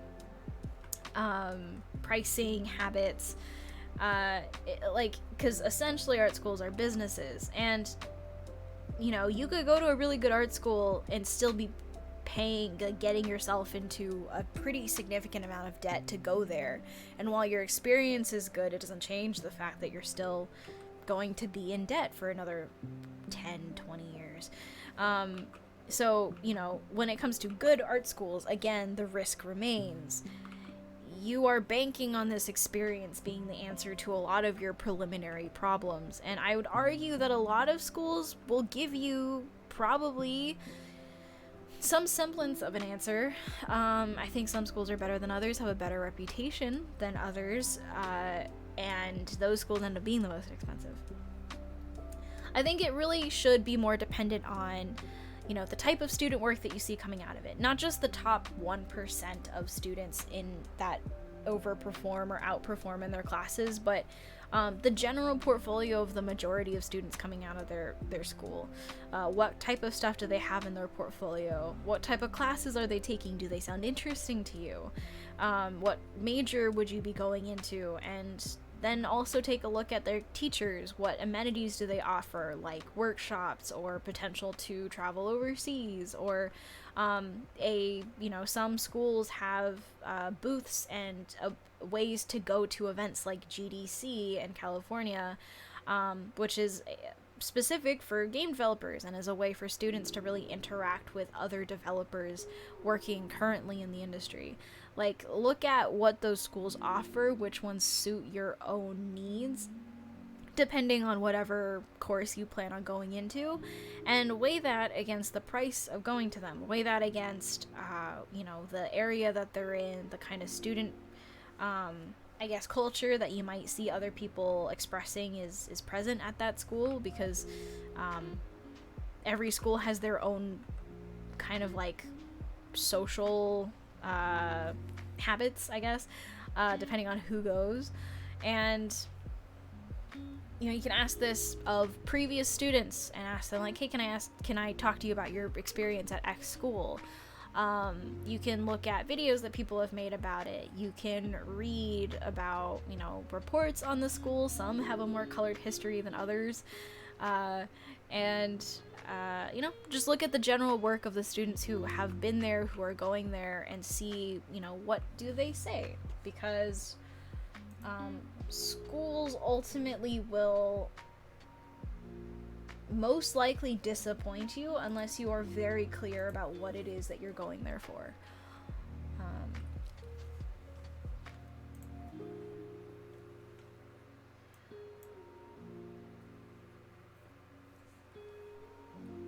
And yeah, see, with kind of the new push for online arts education, there's a lot of these courses that you can find online for a lot cheaper. The issue is it is variably different. It's a variably different experience than going to an actual school. A lot of people say it's better. A lot of people say it's a lot more disconnected. You don't actually get to talk to a lot of these people or become friends with a lot of these people because they're only there for like, what, 8 weeks? And you might not really get to know anyone. So you're still isolated, but you are learning the content. It's really up to what you value most. And for some people, school is a time for them to mature into being like more of an adult than they were potentially in high school the year before. It's an opportunity for them to like learn independence on top of being in school. I generally don't recommend people go to college right out of high school, but that's a different conversation. And you know, beyond that, it's like, again, is it a good fit for your personal like needs and your personal goals? Do they have the right major? Do the students coming out of that school have the portfolio work and the level and quality that you're looking for? That's why going on tours is a really good way to like get to know the campus and the kind of vibe it gives you. Going and asking students for their opinions on schools that they've been to is really good. Checking out portfolio work, look at what gets in, what comes out, kind of look at what teachers are teaching, what subjects, who's on their staff, their reputation as a school, all that stuff. Price does not dictate anything necessarily, and a school's historic reputation doesn't necessarily say anything either. But you know, sometimes you'll get to know a school based on if they've had any scandals in the past. And yeah, ultimately all of them are going to be expensive. If you go to like an actual, you know, normal university, college experience, whatever.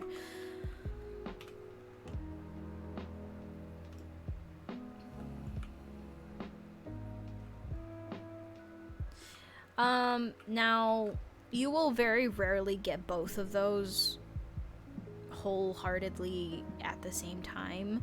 Some animation courses do have a character design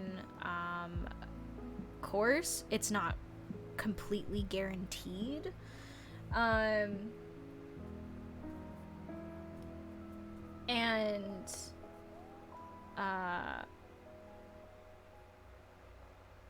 I would say that would be a good question to ask, like, you know, can you take a look at the class courses, or not class courses, take a look at the school's courses, every curriculum, and say like, okay, who teaches this, and then see if you can look up on like Rate My Professor, what do people say about that teacher, students who have taken that class perhaps, who have graduated, and be like, hey, you took this class, what did you do in that class? You know, making sure that that is a very specific, that thing is exactly what it says, because quite frankly, a lot of colleges try to get around having certain very specific specializations by like saying that they're about, you know, game art, but it's actually like game design, which is a very important distinction to make, because game design and game art are very not the same thing. Entertainment art and entertainment design could be very different things as well. It's what you think it is at Art Center, but like entertainment design elsewhere could be like roller coaster design, theme park design, stuff like that. So there's a lot of different variation. It needs dedicated research to find like a good fit if you are looking for very specific courses. I will also say that if you are someone going into college, to not lock yourself too soon into a very specific, like, oh, I'm going to go to college for this specific thing. Yes, have a good idea when you walk in, because it's good to have those goals, but also be willing to try other things while you're there, because there's a fair amount of people at my school who have never touched 3D in their lives. The first 3D class they ever get, they realize this is their home forever. And they love 3D. It's not something that used to be easily accessible to people who never went to school or didn't have a 3D program beforehand. Stuff like that will really change the trajectory of your life. So I'd say, go to a school that seems to offer a lot of opportunities, that has a good reputation, that isn't for profit particularly. So don't go to any art institutes, or don't go to SCAD if you want to not pay money for a really strange experience.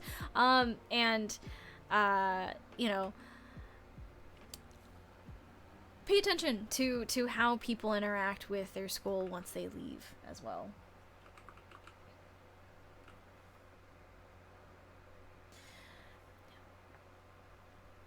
There is so much pressure for young people to know what to do. Being 18 means you're still kind of a child, okay? And not knowing what you want to do at 18 is perfectly fine. Most people don't really figure out what they really want to do until they're 30. Age, when you're younger, feels so large. It feels impending to not have your stuff figured out. Like, I remember in the ages between like 18 and 19, the idea that I didn't know exactly what my life trajectory was extremely terrifying. And then from like 20 to 21, I was like, I'm running out of time. It really isn't the case. I know people put a lot of pressure on young people to have like an idea of stuff. It really is just like, do you want to do this? Are you not sure? That's fine too. That's why it's important to like open yourself to other options and experience a lot of, different fields of art if you're interested in it as a creative field. That's why it's cool that arts education is becoming a lot more decentralized to these big institutions, because it allows more people to get involved with art at an earlier age, at a more authentic level. People can actually, with Blender even, can start learning whether or not they want to do 3D, start developing those skills early, fast track them forward, than they would have maybe like 10 years ago when Blender wasn't really a popular program to use. And you had to either have a school license for like an Autodesk thing, or purchase ZBrush for like, what? Almost like $500. Like, not possible for students, but way more possible now. And so I definitely recommend experiencing all these things for yourself, but also like not really punishing yourself for not having the answers to these questions, because these are tough questions. They really are.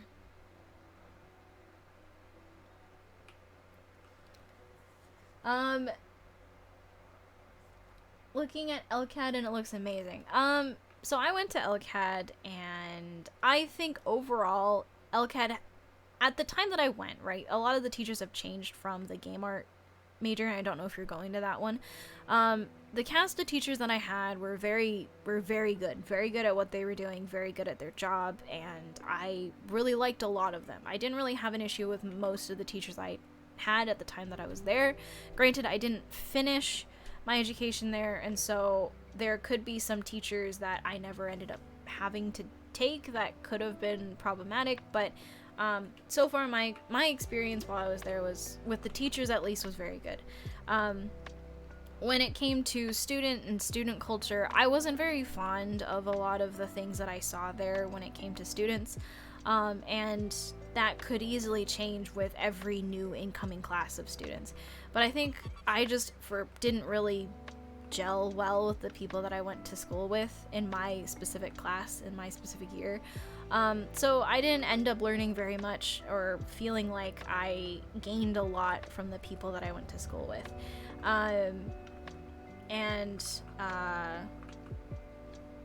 it's unfortunate because I wish I did, but yeah. LCAD's another one of those schools where I think you really do have to apply yourself, because it's very easy to kind of like take the class, go to school, don't really think about like, you know, your greater goals while you're there. And I think it'd be really good for anyone going to any school, but, you know, LCAD,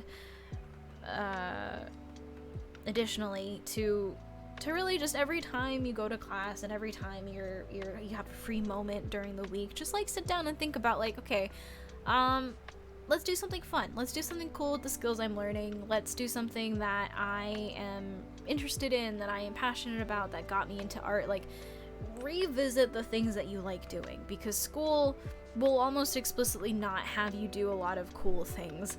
A lot of the assignments are okay. They are mildly relevant to the idea of a cool assignment, but like usually have some way of being kind of not cool, and not necessarily fun because you're doing it for class. And I always recommend to people, like, try to make your assignments worth it to you. Try to spend some time trying to craft your courses to help you build towards your own goals. Like, I would ask my teachers, I'm like, hey, I have a couple of classes this year that I kind of want to coordinate, and I wanted to know, since this is a project-based class, it could be if I could coordinate some of my assignments to be related to that. A lot of them will be pretty down for it. Some of them might not be. They'll be like, some of the assignments might work, some of them might not, just, you know, play it by ear. And that's kind of how I got a lot of my portfolio projects out of school, was by, you know, taking advantage of the year and the teachers that I was with, especially ones that I was closer with, and just saying like, hey, you know, I wanted to do this thing and I wanted to put in my portfolio. Do you think I could do that in your class? And a lot of them said yes. So take advantage of your education by like being very, you know, think of interesting ways to make your education catered to you. Have fun with your assignments. You can do cool things if you want to. Your teachers will probably be more interested in what you have to give them if you actually have fun with your assignment.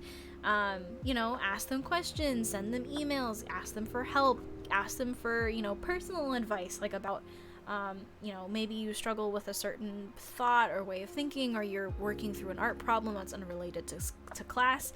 Utilize them as a resource. Teachers in general want to help. They usually are there because they want to be helpful, but students are incredibly afraid of, you know, looking like they need help. And teachers are going to reciprocate if you show them that you care. And by showing them that, like, hey, I have these other things I'm thinking about. I'm thinking about art outside of class.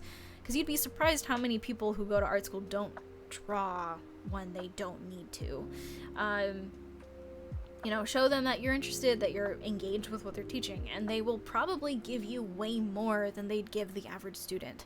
You know, I was closer friends with some of my teachers more so than others, and it allowed me to kind of sit in on classes whenever I had a free moment, or you know, ask them personal questions about like their philosophies on stuff. It's just in general much more. I got so much more out of school talking to my teachers, being friends with my teachers, than I did actually being friends with the people I was in school with. SCAD is bad. SCAD is not terrible. SCAD is rich. SCAD has a lot of high-end, state-of-the-art tech, and depending on what major you go into, you could be one of their golden goose majors, which means you get a lot of the events, you get a lot of the money, the funding, or you could be in one of their kind of smaller majors where you barely get anything, and you get like a little tiny room with some computers or whatever. And SCAD is a kind of shady school, but more so because the family that owns it kind of already owns the city. A lot of weird things with the people who own SCAD, but SCAD has a really pretty interesting exchange program, or used to at least, They have really good, like, insular kind of student community stuff. So, like, a bunch of campuses, like dorms and stuff. Savannah is a pretty beautiful city if you ignore the fact that it's extremely gentrified. And in general, like, pros and cons of a lot of schools apply to SCAD as well. I think I was a lot more, like, skeptical of the value of me staying at SCAD, which is why I transferred away from there, and I'm very glad that I did, because I don't think I personally would have gotten anything out of staying at SCAD. That doesn't mean that you couldn't, I just don't think I would have. And so I don't regret my decision to leave, but it was mainly because I don't think the teachers, the students, the level of, I guess, like, the level of how far teachers were willing to kind of personally meet me halfway with how much I was trying to put into their classes versus how much they were giving back. It just didn't feel like it was going to be worth my time, because, like, those teachers were inundated with, like, 50, like, not 50, like 20 to 30 students in a class. It's a lot of students in an art class to take care of individually, and, you know, I'd go for them to them for critique, and I'd ask them, like, oh, how can I improve this? And, like, a lot of them didn't give me critique because they were like, you're good enough to not be in this class, so I'm just not gonna give you critique. And I'm like, that's not what I'm paying $60K for. And well-meaning as it is, I wasn't going to wait another year for a teacher to finally be like, okay, let me help you. So I left that real quick, and I don't regret it, for sure.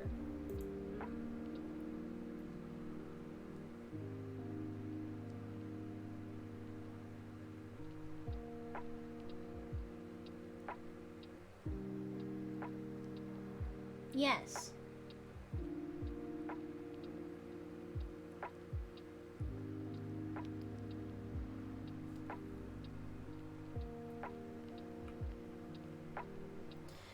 I had a damn good tuition at SCAD. And it was, like, still not worth it. I got my tuition halved, I think. I got, like, almost 30K in tuition. It was still 30K per year. And I was like, nah, man. Nah.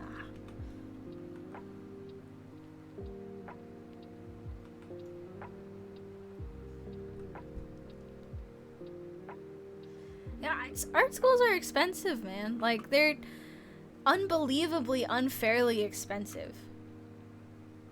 Which is why I only really recommend them to people that, like, can afford to go, because I think they do still have utility. But, like, it's really only if you can afford to go.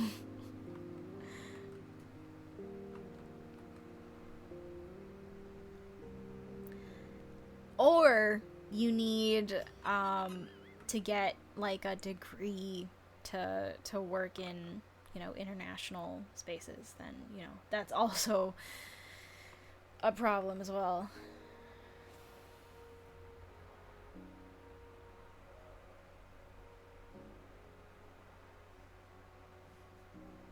Yeah.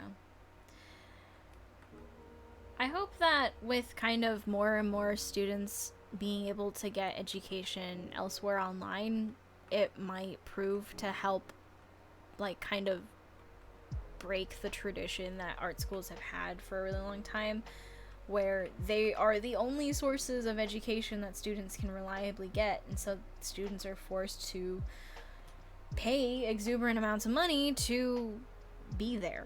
And I hope that with arts education becoming more and more available online, that stops becoming a necessity. But unfortunately, we're currently still in the beginnings of that really being, like, I think, a staple, because a lot of parents still think that, oh, well, if you're gonna do any kind of college thing, you might as well go to school. Art is hard to quantify, to especially to parents that aren't artists in general. It's hard for them to quantify, like, how could you get a valuable education outside of going to a traditional college space. And I'd argue about the semantics of that, but yeah, it's nuts. It's nuts.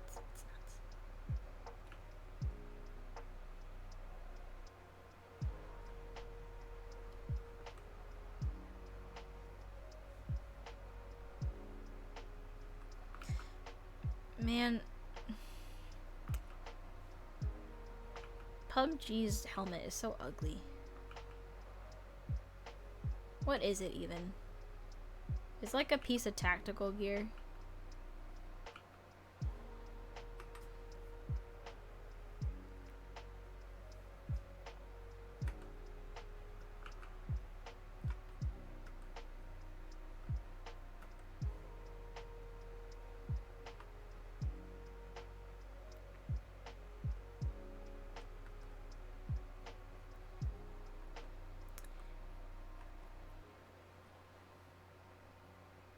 It's interesting, for sure.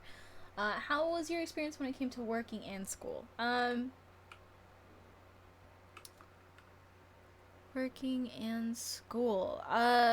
So it was okay. um, Honestly, like, at that point, I'd kind of been used to multitasking school and work, so from like high school, working in high school to working in college, definitely a stretch. You kind of have to, or a squeeze rather. You kind of do have to like be able to put work as a priority above school sometimes, and how do you manage your time doing assignments at the same time as trying to work on a deadline. And honestly, like, most of my teachers understood. They weren't like, how dare you do work things, or have a job or whatever. But yeah, I tried to not ever have to involve my teachers in that kind of stuff by just, figuring out, like, okay, so this, I have to finish this by this amount of time so that I have enough time before class to work on the thing I had to do for the assignment, and enough time to really like make it a decent piece, because I still wanted to do well, but stuff's tough.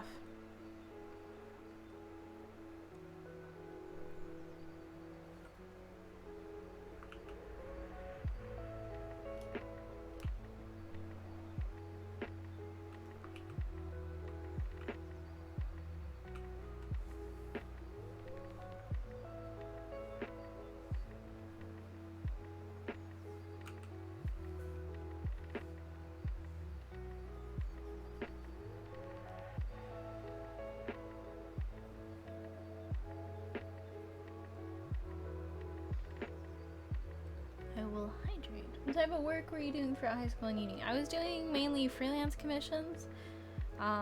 So working on like one-off gigs or personal commissions for people, that kind of stuff.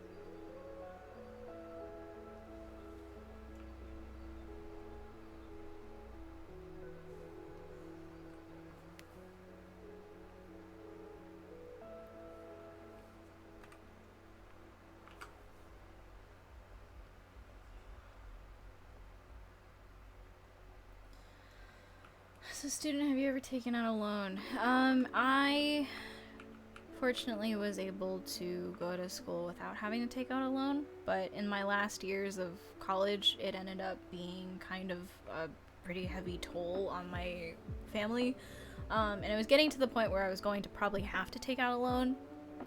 And at that point, I was already kind of feeling like I had sort of gotten everything I wanted out of school. So that kind of financial stuff coupled with a general kind of dissatisfaction with school started to basically cement my decision to leave, which is why I ultimately did leave.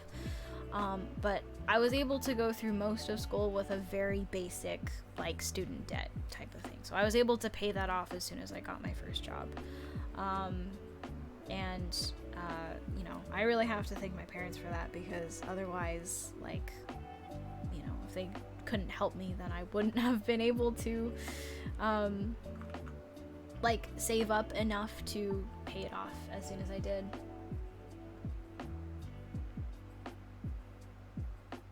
Thank you to Lizard. Oh, Jonah's streaming? Cool. Yeah, I'll see who's on from the people that mentioned some peeps that would be good to raid. We'll see who's on.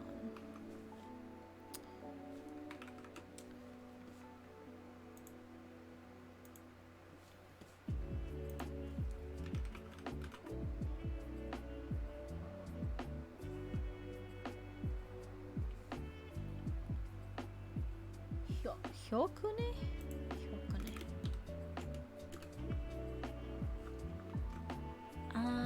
Okay. Let's see who is online.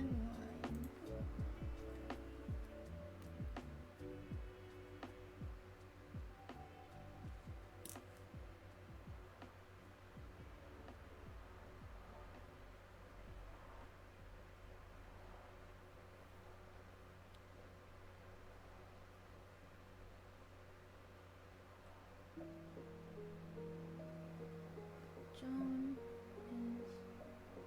Wait, why isn't she showing up?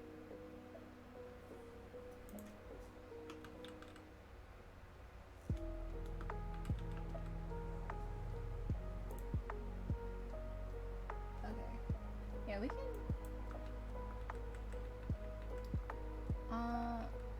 let's see.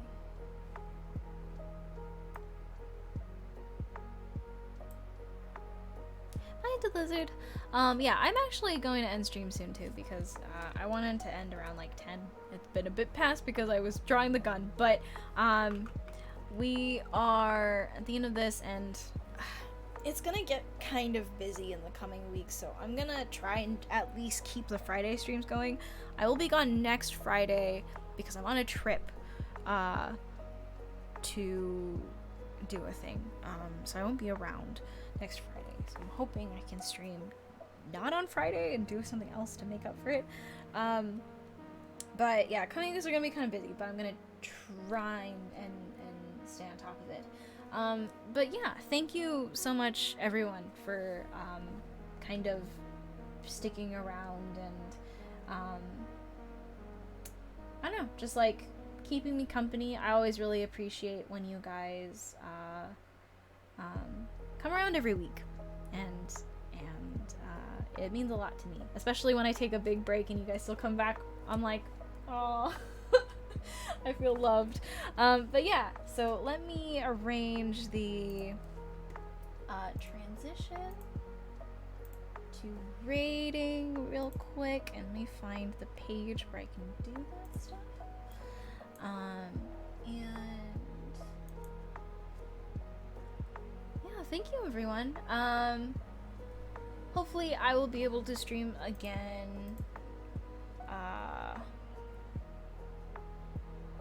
sometime next week. That's not on Friday since I'll be gone, so I'm hoping to stream maybe like Wednesday or Thursday, but I will let you guys know for sure in the Discord. But yeah, let's do one to raid. I guess since Joan popped in, we could raid her, but I will keep in mind the other guy that you guys mentioned. I don't know how to say his name. the Dislugs. Man, I will definitely keep all of these people in mind the next time that they stream. Hopefully they're streaming at the same time. Sorry, Pickle. Hopefully you'll be able to catch another stream next time. But yeah, thank you so much, everyone, for coming. I love you guys so much. And I will see you all, hopefully pretty soon.